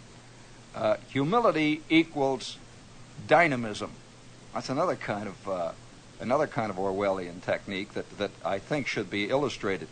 One of the most interesting kinds of the reversal of values is the value of taking the old Christian concept, and in fact the basic religious concept of, well, I suppose you can say, can be oversimplified, but let's put it this way, of sacrifice, of selflessness, of, even probably the very reverse of avariciousness, and converting it into the opposite camp. Now, here's a lovely headline. that's taken from another one of the dynamic magazines. Listen to this one. At last, an inspirational film for salesmen. Featuring Dr. Norman Vincent Peale. What it takes to be a real salesman is no ordinary motion picture. It is in a class by itself. Inspirational, stimulating, a real morale booster for both your new and veteran salesmen. The film's inherent philosophy of positive thinking, as presented by Dr. Norman Vincent Peale, one of the foremost inspirationalists of our time, is great insurance to ward off the sales spin that strikes even the best of salesmen. A truly dynamic motion picture for salesmen that tells in positive terms what it takes to be a real salesman. Yes, put religion to work. Watch that sales chart climb, climb, climb.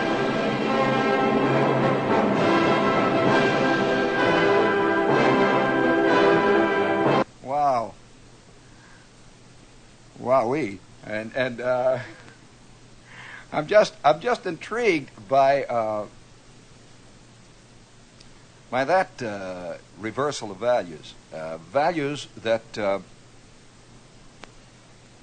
and that's all that Orwell was talking about. Orwell said that the day will come when the language and the attitudes will be so turned, will be so converted, that when one says democracy, what he really means is totalitarianism.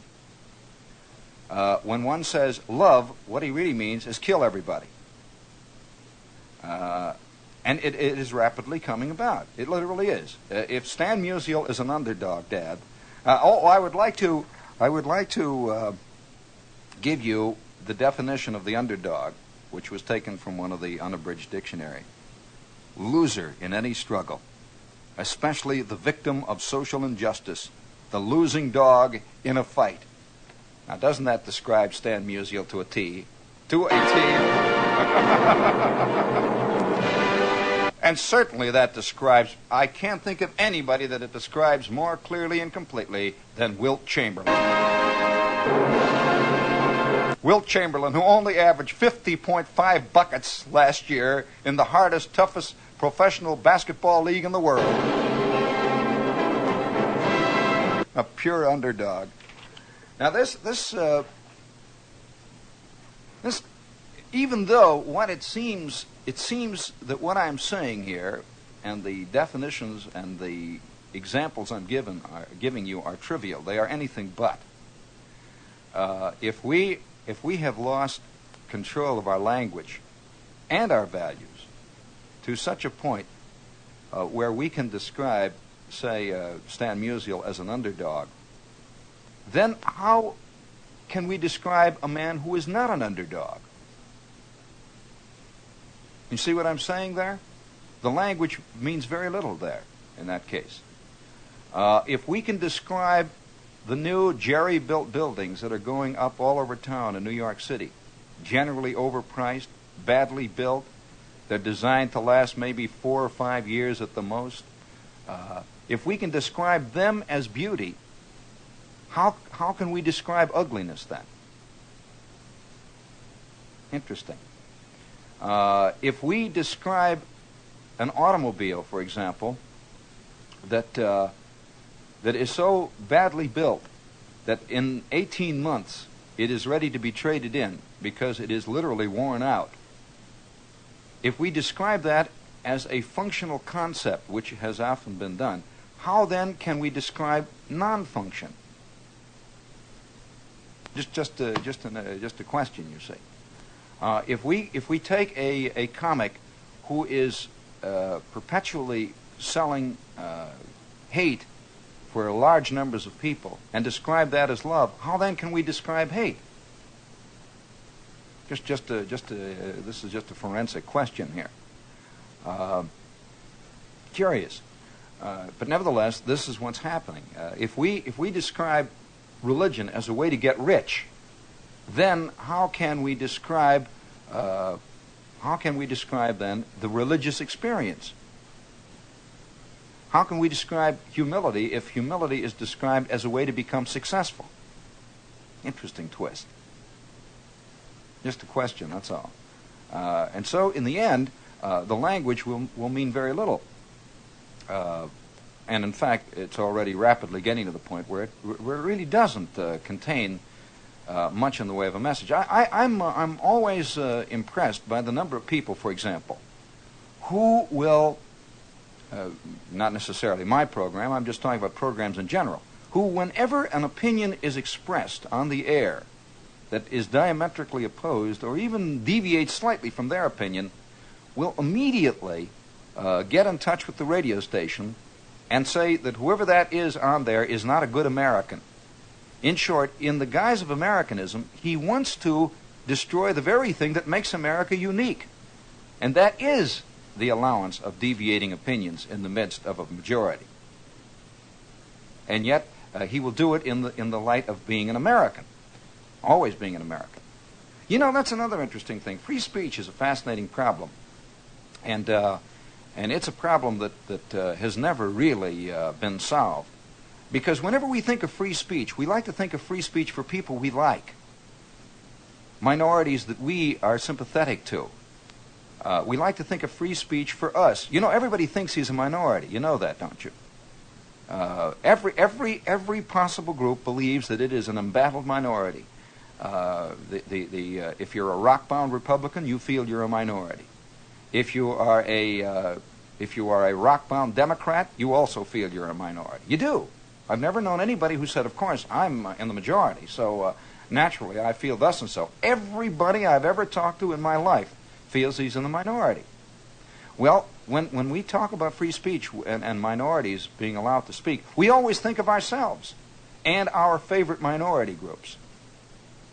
But then it really bothers us when the other minority groups, whom we obviously do not like at all, the rotten ones, they get up and they start speaking too.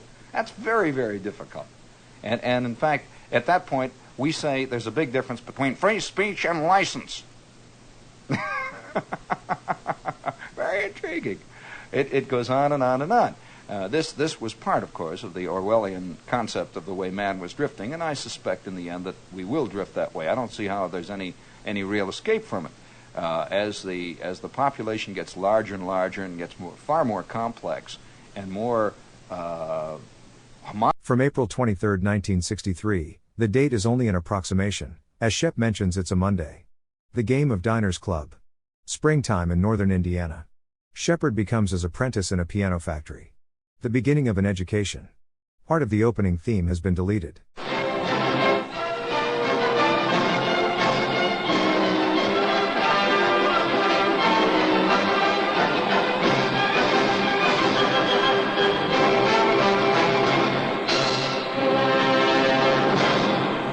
It's Monday. And on Monday, one has perpetually and almost traditionally fingered the beads of despair and has recounted ancient wars, has looked back over old traditional defeats, and has concerned himself, if he be the right sort of person, with the things of perhaps more the essential spirit rather than the external chromium and enameled covering, pod, external. You know, it's a funny thing. I'm reading The Education of Henry Adams. Now, education is a very difficult subject to approach with any degree of subjectivity, as opposed to objectivity. It all mixes up into, kind of a sort of a rice pudding, with floating raisins, and you don't know where to start, whether to spoon it or whether to just lap at it or just leave it go. Now, I'm also, in addition to reading The Education of Mr. Adams, I noticed today, speaking of education, and it's all part of the same thing, I noticed an ad for a game. And this game says, the ad says, teach your children the facts of life. Teach them how to live the life that they will be living later on. And the name of the game is Diners Club Card. Yeah, it's a game, you know. It says, learn to live on credit, spend big money, go to Europe, have a big vacation, live big and dangerously, buy a Ferrari, and it'll all be fun, and the kids will learn about life. No, this is the truth now. I'm not putting you on. It says it's an educational game. They say that very seriously. Now, it is actually, you know, in a sort of sinister way. Well, now, how did you learn how to be you? Now, I think there are at least two kinds of education, as George Ade put it, at least. There's the one kind of education, you know, where people teach you about isosceles triangles. Now, how long has it been since you've dealt with a program and a problem in isosceles triangles? There is the education, you know, where they teach you about the Battle of Hastings. Well, now, ever since I left Miss Breifogel's history class, no one has once asked me about the Battle of Hastings. Not once. I have not had to refer to it more than maybe 200 or 300 times since that day. Now, and all the way down the line, you know, this is one kind of education. But there is another kind of education, and it's the greatest, wildest kind of education, and it's the kind of education that made me me. And you have your own, you know, the thing that made you you. What is it that makes one guy skulk behind the radiator somewhere in some little office, a dusty little office in Teaneck, New Jersey, just shaking all the time? He's down there behind the radiator. They're not going to pry him out of there. He's been here at this lumber yard for, it's been 70 years now, and they're not going to get him out. What made him that way? When another guy went on to become Zeckendorf. Isosceles triangles? No. Quadratic equations? The Battle of Hastings? Well, let me tell you. I'm this kid, you see, one time. This is one of those milestones that you pass that you don't realize until 400 years later that you have passed it and there's no going back. And it's in the Depression, see. It's in the last stages of the Depression. And all I can remember for years as a kid, you know, every year there is a cartoon on the front page of the Chicago American, which was a peach-colored paper. They even had a peach edition. It was a very peachy newspaper in a lot of ways, if you know anything about Chicago papers. They were against two things. They were against Democrats and vivisection.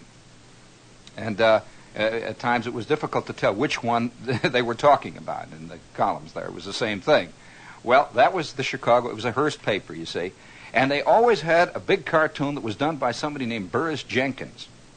And this cartoon showed the new year coming in. And this new year was this little cherub, you know, and he had this big thing across the front of him. And it would say, oh, I don't know, whatever the year was, 1938 or 1936. And the big thing would be across his gut there. And you would see, going out on the other side, you would see old man, whatever the year before was, you know, all defeated and shaking, and he's got this lantern, and he's shaking his way out, old ancient Father Time defeated, and in the background you see this guy with this tall black hat, this long, thin, blue-nosed face, and on the back of his coat it was marked Depression, and over it would say, the victor again. And then underneath it, in a little subtitle, it would say, will this new young challenger meet that heavyweight and take him on his own terms? Will he beat the Depression? Well, I'm this kid, see, so I'm brought up in this atmosphere. No, all the time it was this way. Well, one day, it's June. Now, it's going to be June for a lot of you kids. Now, I want you to listen to this. Listen well. It's going to be June for a lot of you kids in just a few weeks, as it always has been June for kids for centuries over. And it was once June for me, too. And it's June, and I have just finished my freshman year in high school.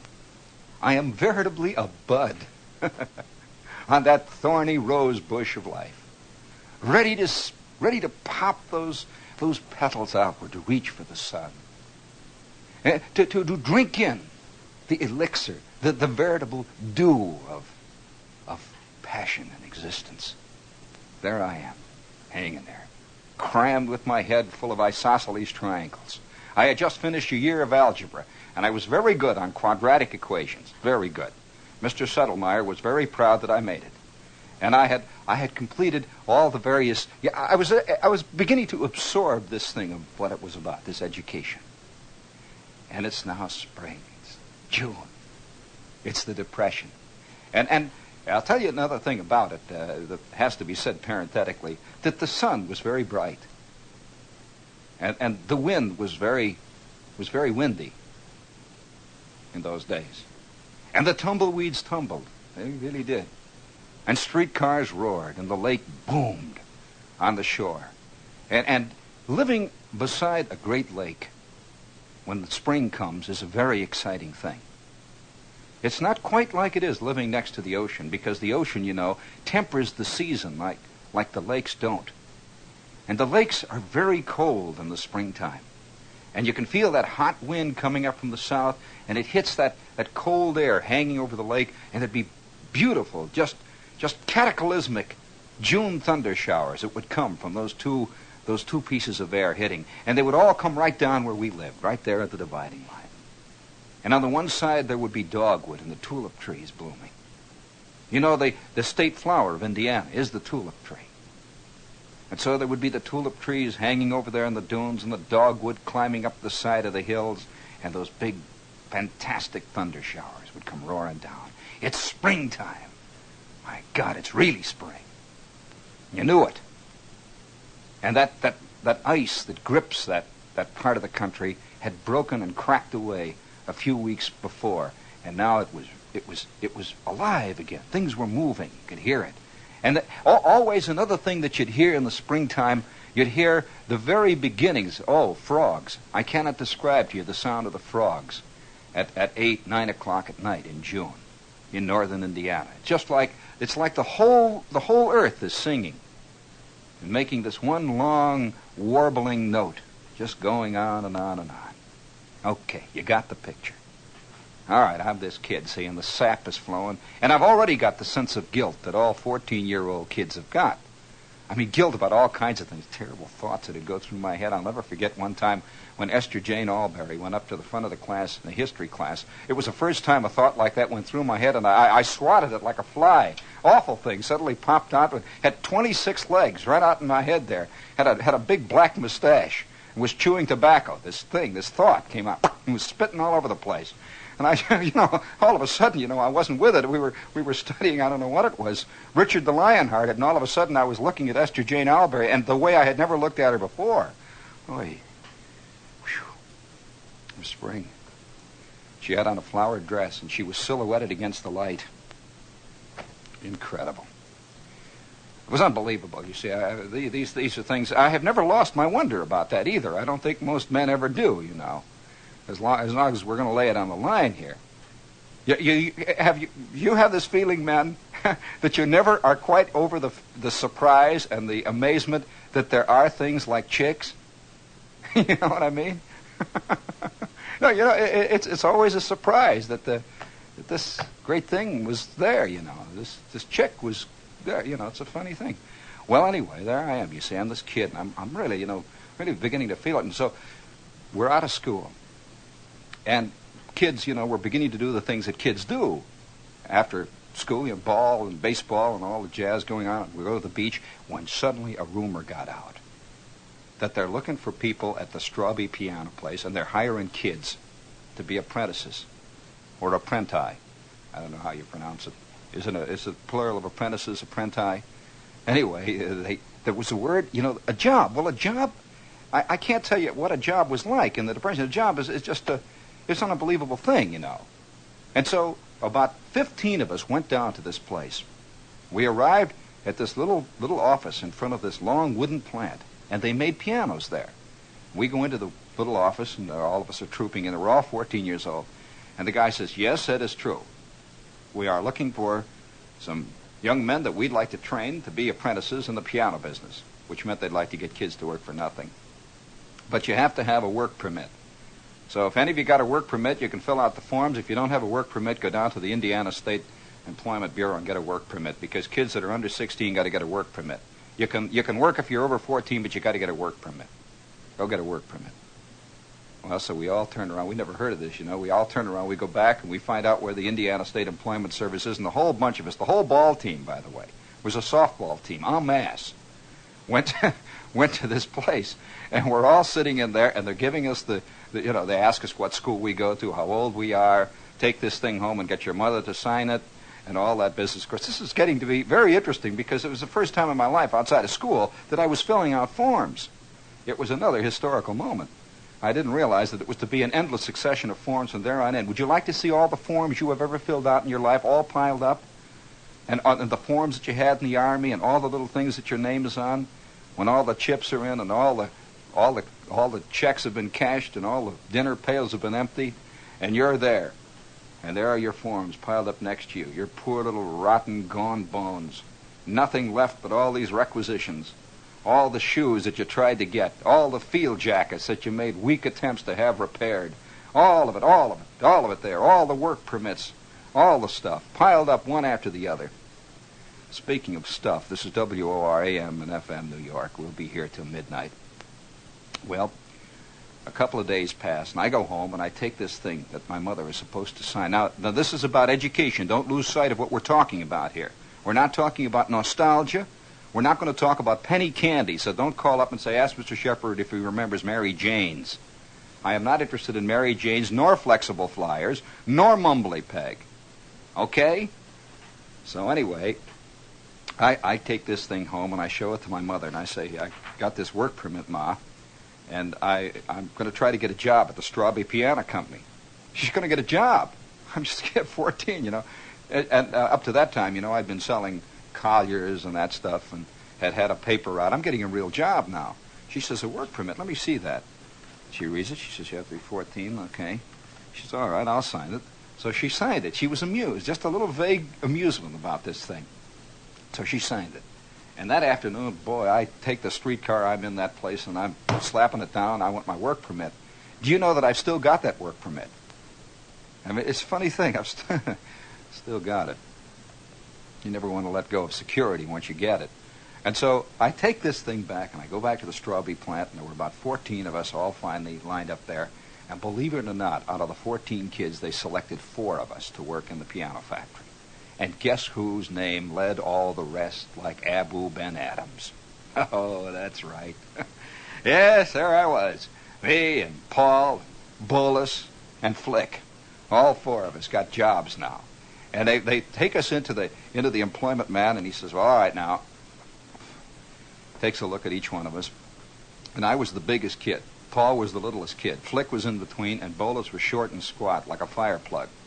And so he assigned us each one to our different departments.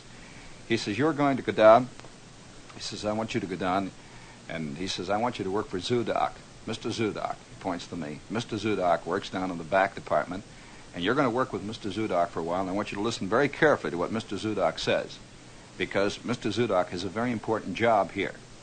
And you're going to learn that job, and one day you'll be able to do those things that Mr. Zudok can do. Now, you ready to go? And, of course, all we want to know is how much money do we get? We want to know this. We want to know all these things about it, because a job is a very abstract thing to a kid. It's just a job, It isn't work. It's a job. And so, finally, it comes out. They were going to pay us $9.90 a week because we were apprentices. $9.90 a week, and we were to work from 8 o'clock in the morning till 4:30 at night every day. And on Saturday, we were to come in at 8 o'clock in the morning and work till 12:30. We were to work 6 days a week. And I was to work for Mr. Zudok down in the back department. Paul was working in the place where they finished the tops of pianos, where they put that glaze and all that varnish and stuff on them. Bolus, because he was short and squat, was in the action department. As soon as they said, here, you're going to the action department, everyone felt this feeling of real jealousy about Bolus, because action sounded great. Well, action is just when they put the guts of the piano in, And because he was short and squat, he could get underneath it and hold the handles down when they pulled it in. So, and that, no, just a minute now. This is about education. It is not about the piano factory. I do not want to tell you about making pianos, which I know about now, which I do not wish to discuss. So that afternoon, I'm down there with Zudok, Mr. Zudok, who was a thin man like a crow. And these men, I have to preface one little note here with the piano world. These men were handmade piano people. They had all come over from Germany. Have you ever heard of the Strawberry Piano Company? Strabe. Well, it's a famous old German piano. And these were old German workmen. And everything in that factory was hand done. They would rub and rub and rub with this emery, and they would rub jeweler's paste, and they would rub all kinds of powders and elixirs into these pianos until they just gleamed absolutely beyond belief. They were beautiful. But there was a funny feeling in the air. There was a feeling of almost indescribable age. There was a feeling of timelessness, and I had never run into this before.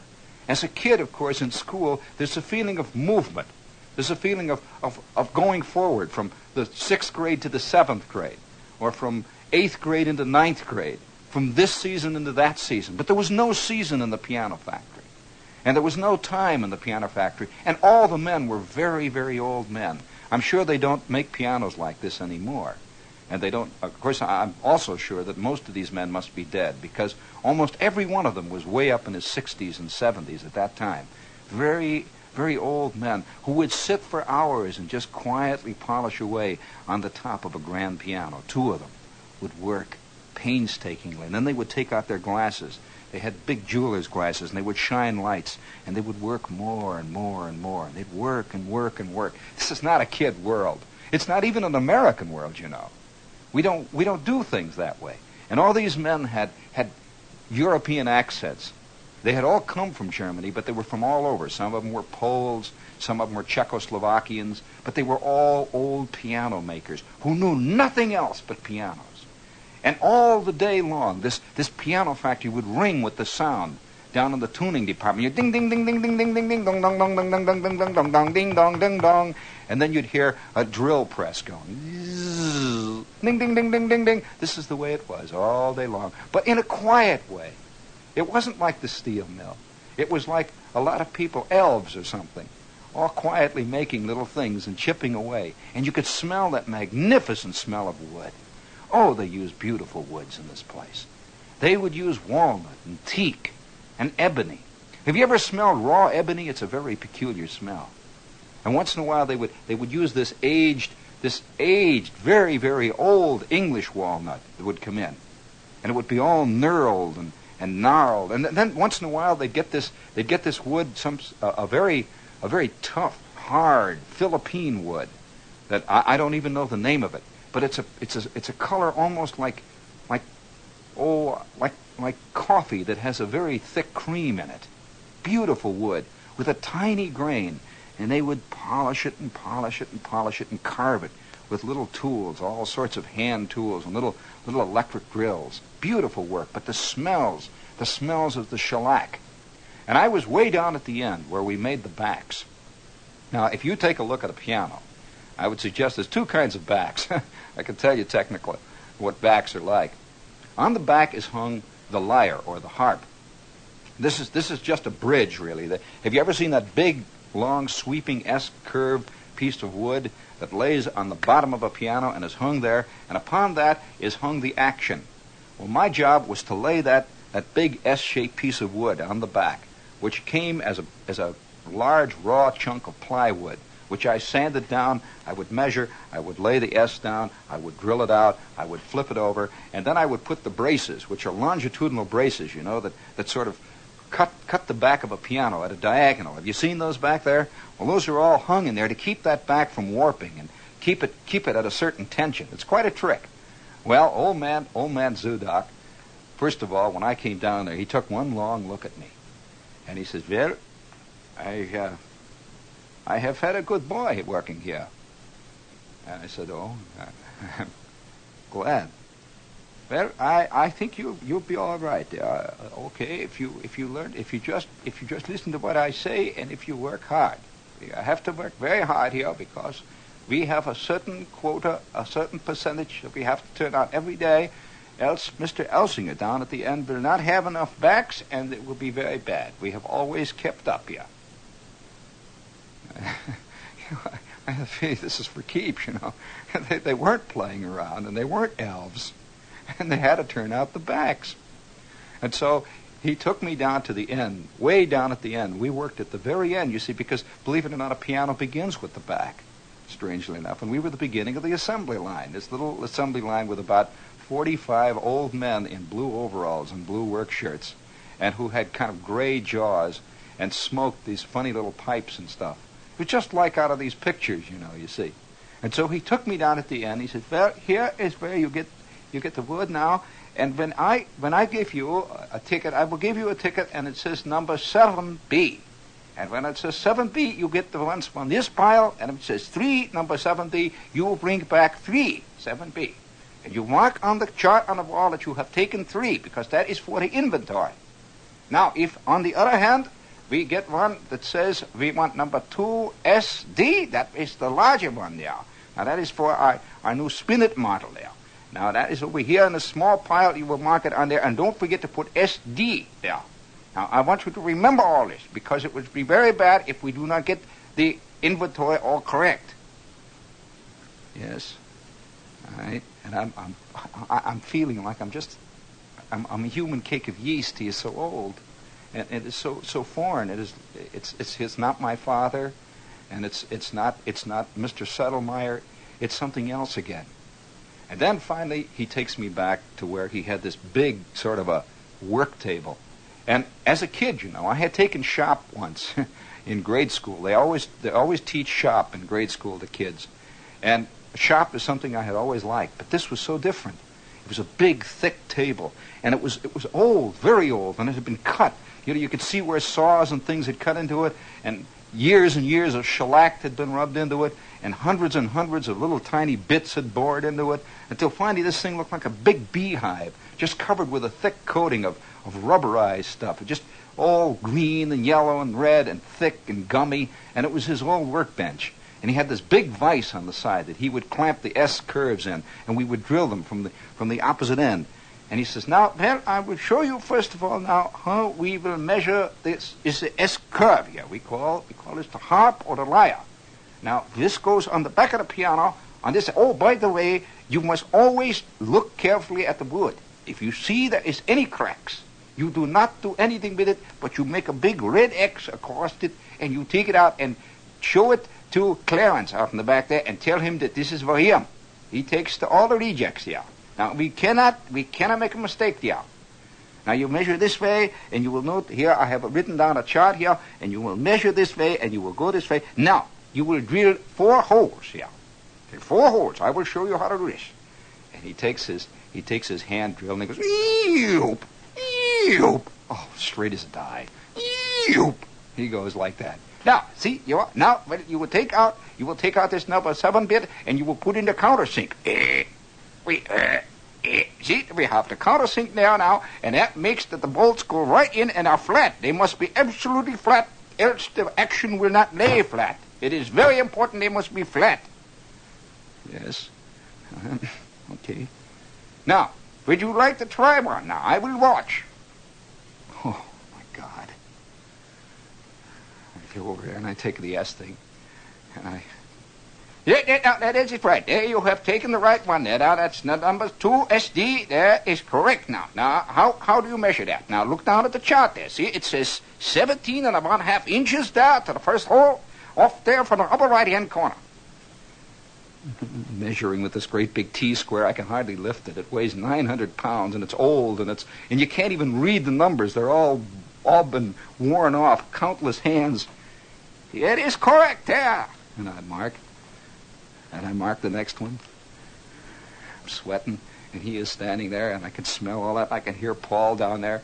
I mark the third one, and I lay the thing down. He says, now, it is very important that you hold the bit absolutely straight, or else the bolt will go in crooked there. Now, hold it raised, a little to the left there. Oh, does it go in? Like butter. Oh, boy. He says, very good, very good. Now you must countersink it now. That is, put the countersink. Now, don't forget to tighten the chuck there. Tighten it very good, or else it's liable to hurt you. 3 of them. Oh, I am beginning to do it.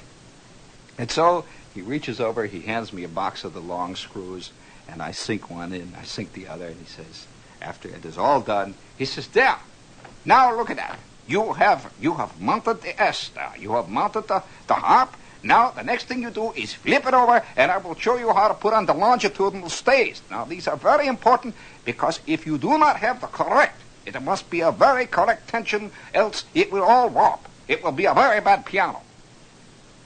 Well, this goes on all afternoon. And I am in a world that I never knew existed. And I can't remember all the stuff he's telling me about the bolts. He's telling me about how you drill. And I'm learning all this stuff, and it seems so simple. You know, you see the back of the piano, there's nothing to it. Then he takes me in the back where you get the shellac. He takes me in the back where you get the sandpaper, about 9 grades of sandpaper. And then you have to rub pumice into this, and then you rub sandpaper on it. Then you go on with the cloth, and then finally you come on with the shellac, one coat after the other, until finally you have a back. There is the back. That's a beautiful back. And he stands back, and he looks it over, and they hang it up on a rack so it dries. And there it stands, the first back I have made all afternoon. And he has just been spending time teaching me. Well, I go home that night.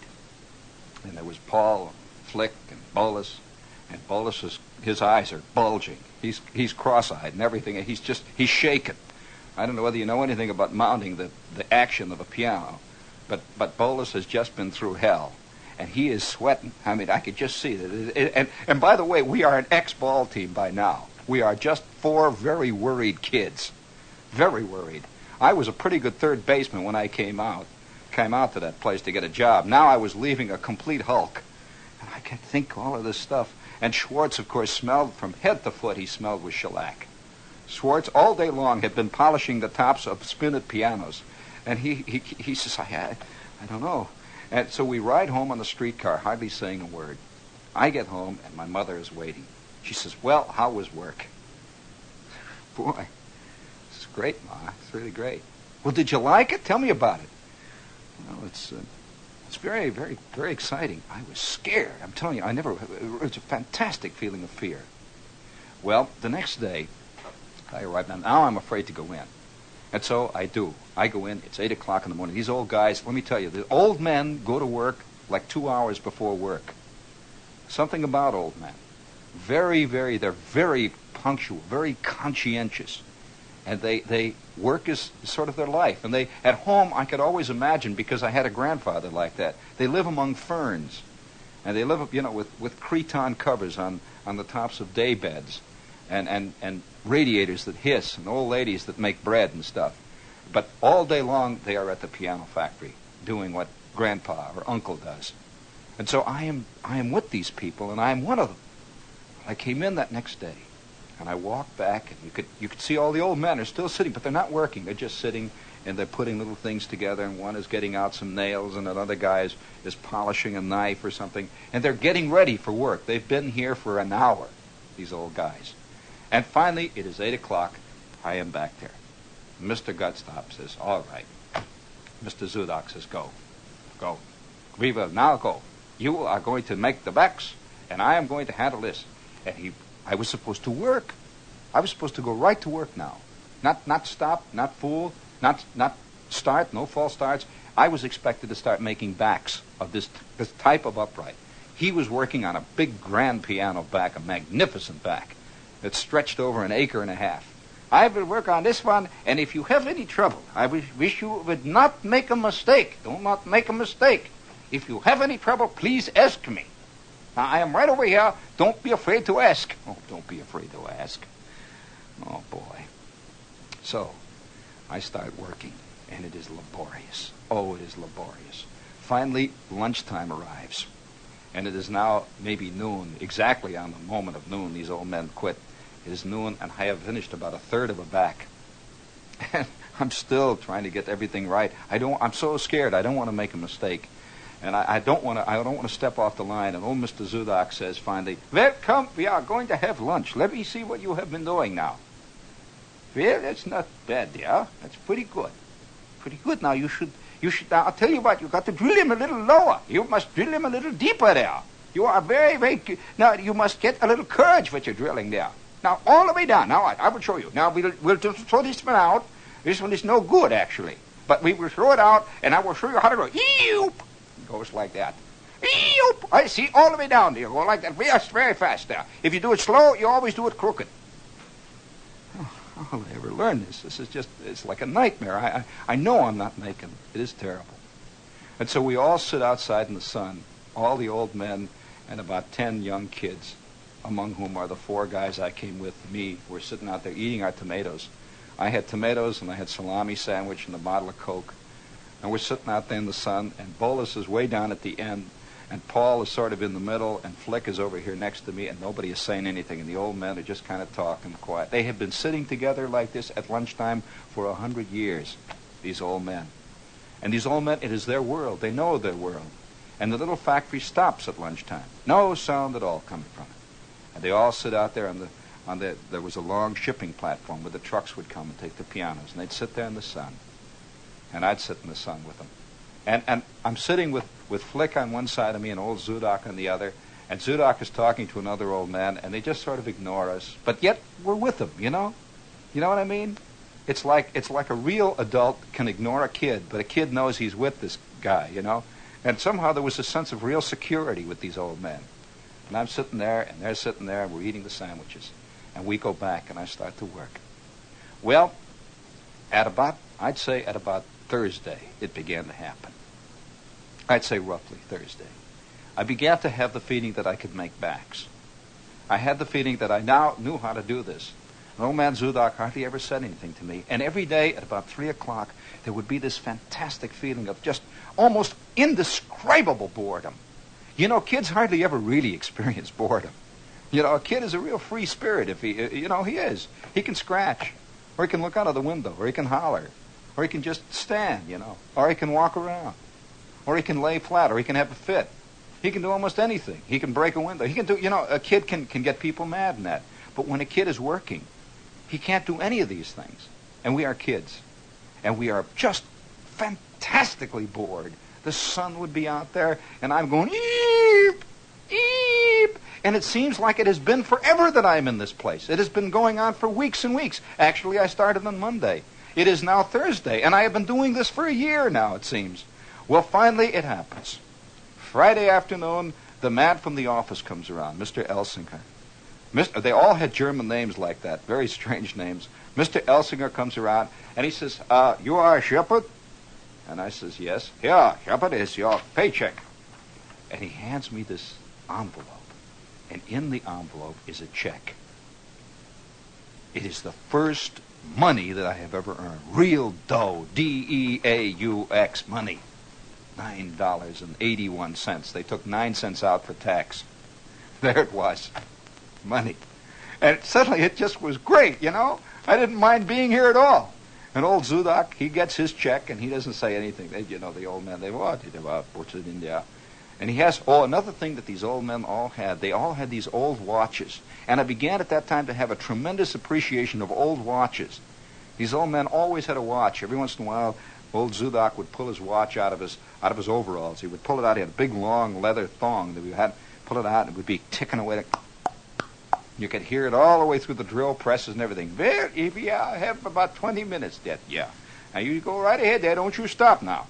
And he had a sort of a funny sense of humor, and he knew I was a kid, of course.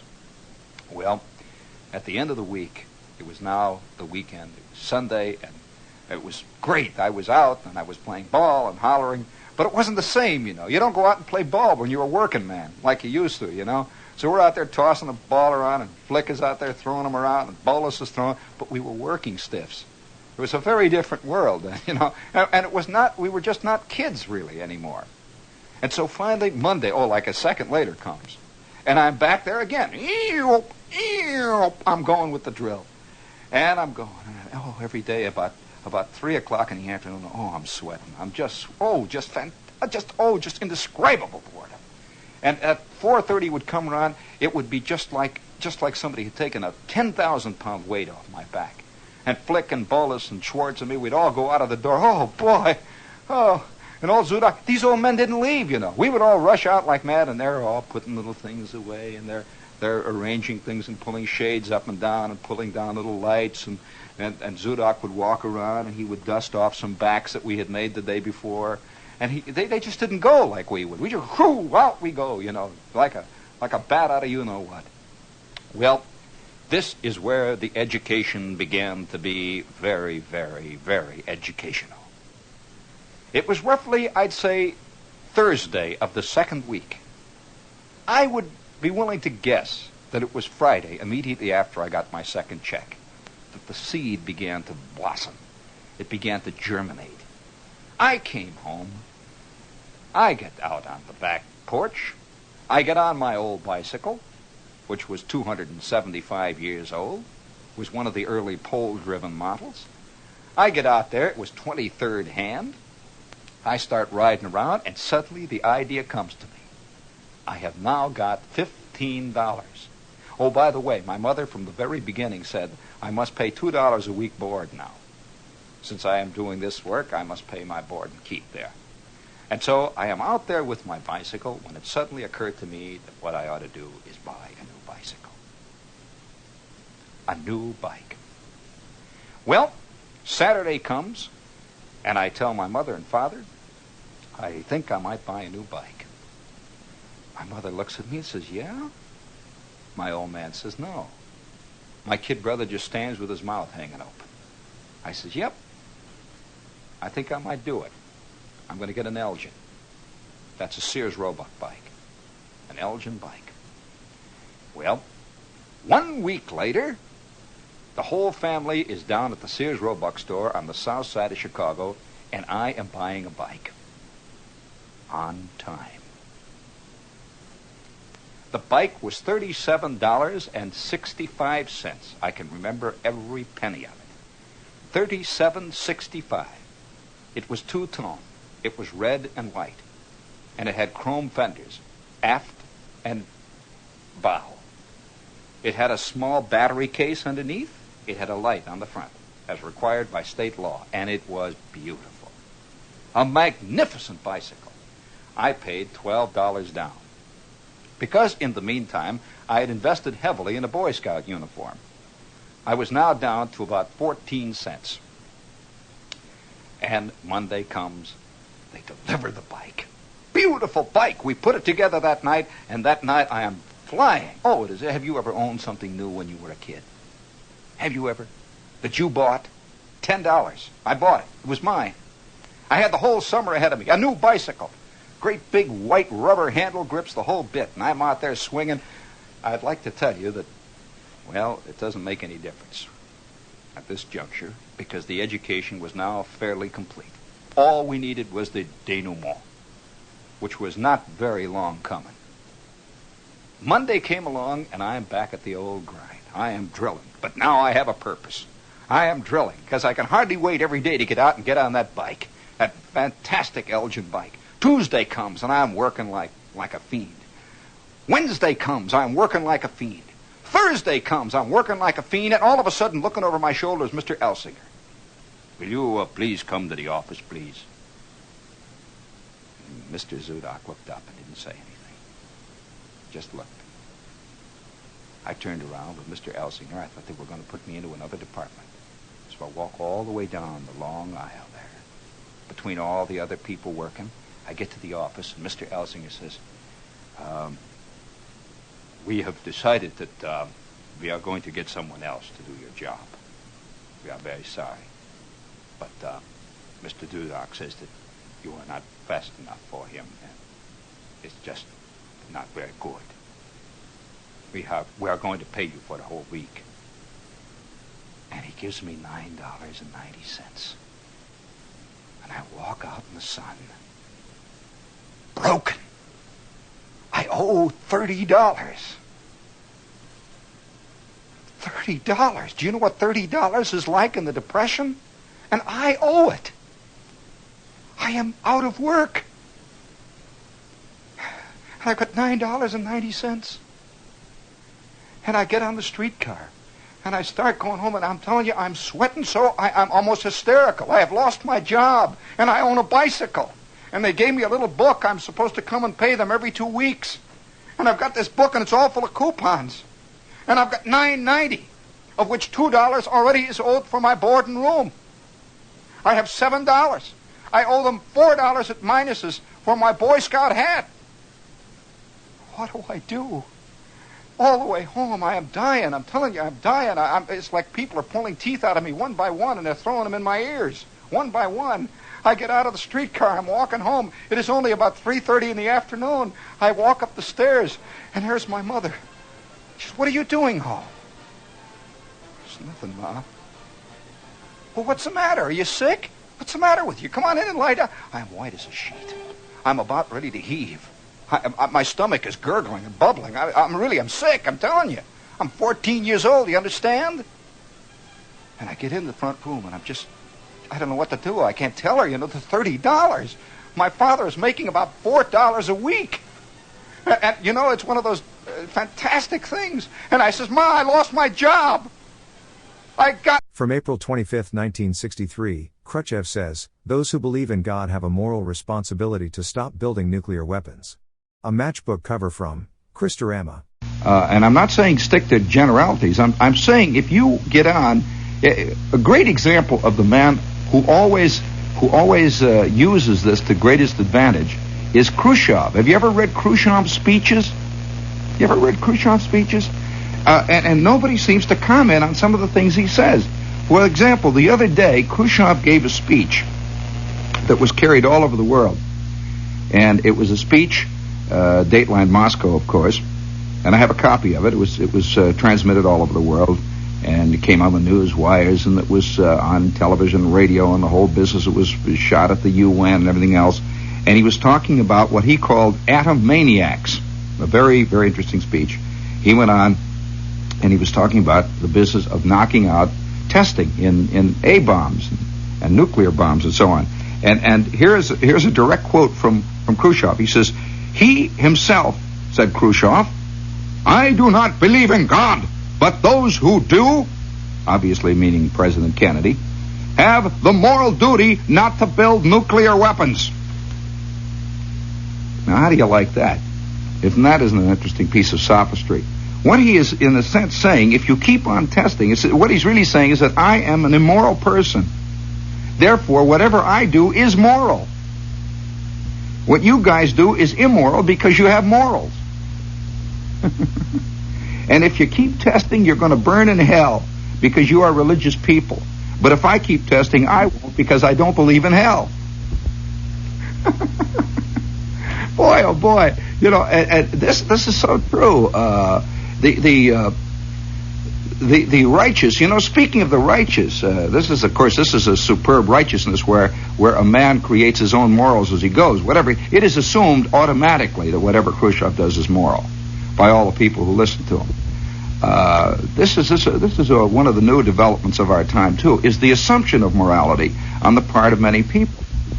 Here, speaking of scary little things in the wind, do we have... No, hold that up for a minute. I think there are a lot of scary little things in the wind. And I got a match cover the other day.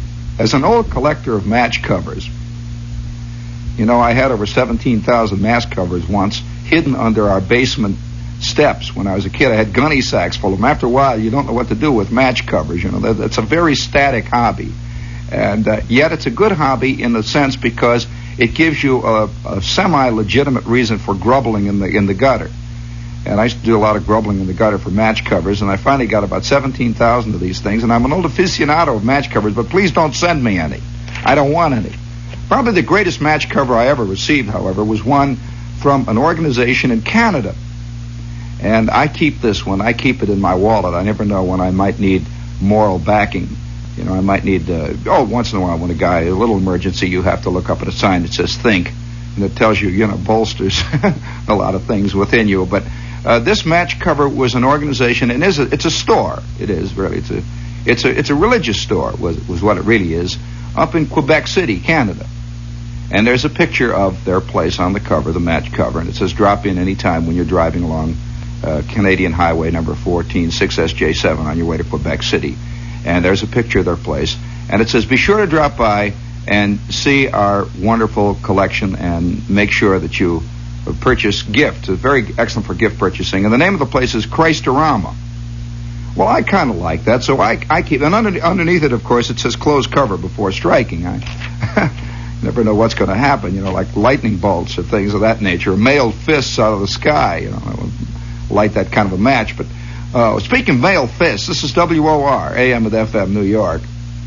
And one other great, I think, just absolutely a superlative match cover, is a match cover. Did you know that Army posts now are turning out match covers advertising their post?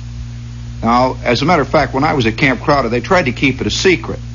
That camp, what was going on there, a lot of stuff they didn't want to have talked much about, you know. But now it can come out.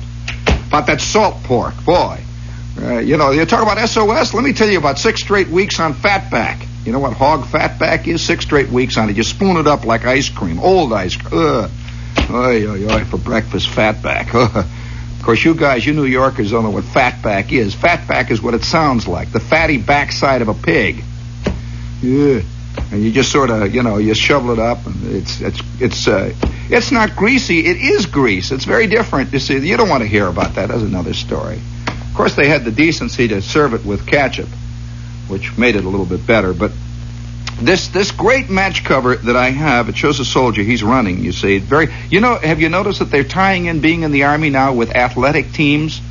Like it's fun. You know, there's a TV commercial that comes on. It says, join the team. And you see guys playing basketball. You see guys scoring shots from way out. You see a guy hitting a long drive from home plate. You see somebody plunging over.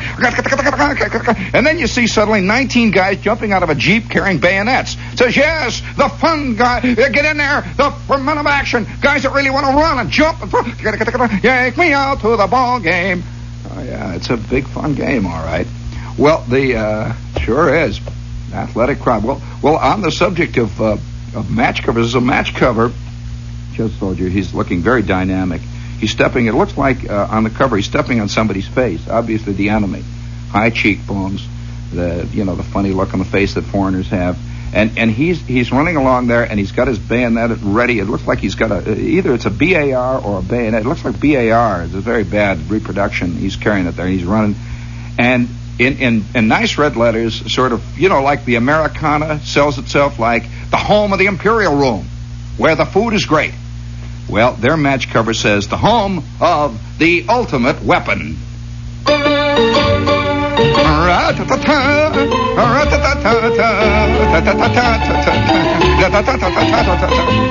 Yes, the home of the ultimate weapon. We have 400 rooms and running water and free TV. And while on the subject of running water, we have with us tonight the Limelight. And I would like to respectfully suggest the Limelight makes it, the scene. And if you're a scene maker and you haven't made... No, I'll tell you, a scene maker doesn't go very well at the Limelight. Go across the street. There's about 3 joints across the street that are especially designed for scene makers.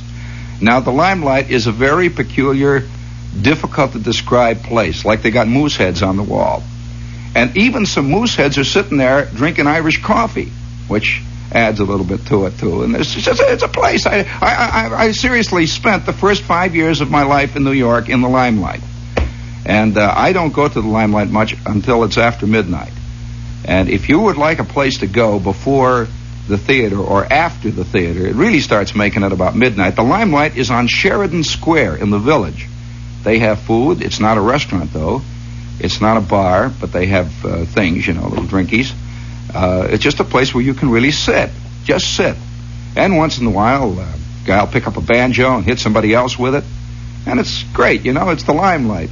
And they have a magnificent buffet on Sunday. Just magnificent. A village-type buffet. It makes you sweat. It's at 91 7th Avenue South, Sheridan Square, the Limelight. All right? And speaking of the Village, we have also with us the Paper Book Gallery. And this is their last week with their insane record collection. It's nutty. 44 cents a piece for ordinary people. They're records, and these are big, they're big LPs. They're round, and they got a hole in the middle, and they come in a cardboard thing that you can carry it with, and it's just like a real record. You would never know these from real records, and they've got labels and everything on them, and you can go down and look at these, and they're 44 cents each. They're stereo and they're monaural, and they play. That's what amazes you. Roller skating records and guys cracking bones. There's one great record of a guy snapping his gum with the U.S. Military Installation Band. It's a wonderful record. They do Semper Fidelis and On the Mall, and it's in stereo, and it's called Snap Along with the Marine Band. You can do it with your own gum. It's very good. They have little notes where you do it. And these are all records, 44 cents a piece, and if you're a listener, 2 for 44. It's sick. And 6 for $1. But get down there fast, because there aren't more than 13,000 left. And it's 399 6th Avenue. Well, that's it for Air Checks this week. We will have more Gene Shepard next week. I can't always tell how long each episode is going to be, but we keep on doing this until we hit the last episode in 1977. Air Checks is normally a 3-hour podcast uploaded weekly and can be heard every Sunday on the K-Tai Radio Network. See you at the same time and same channel.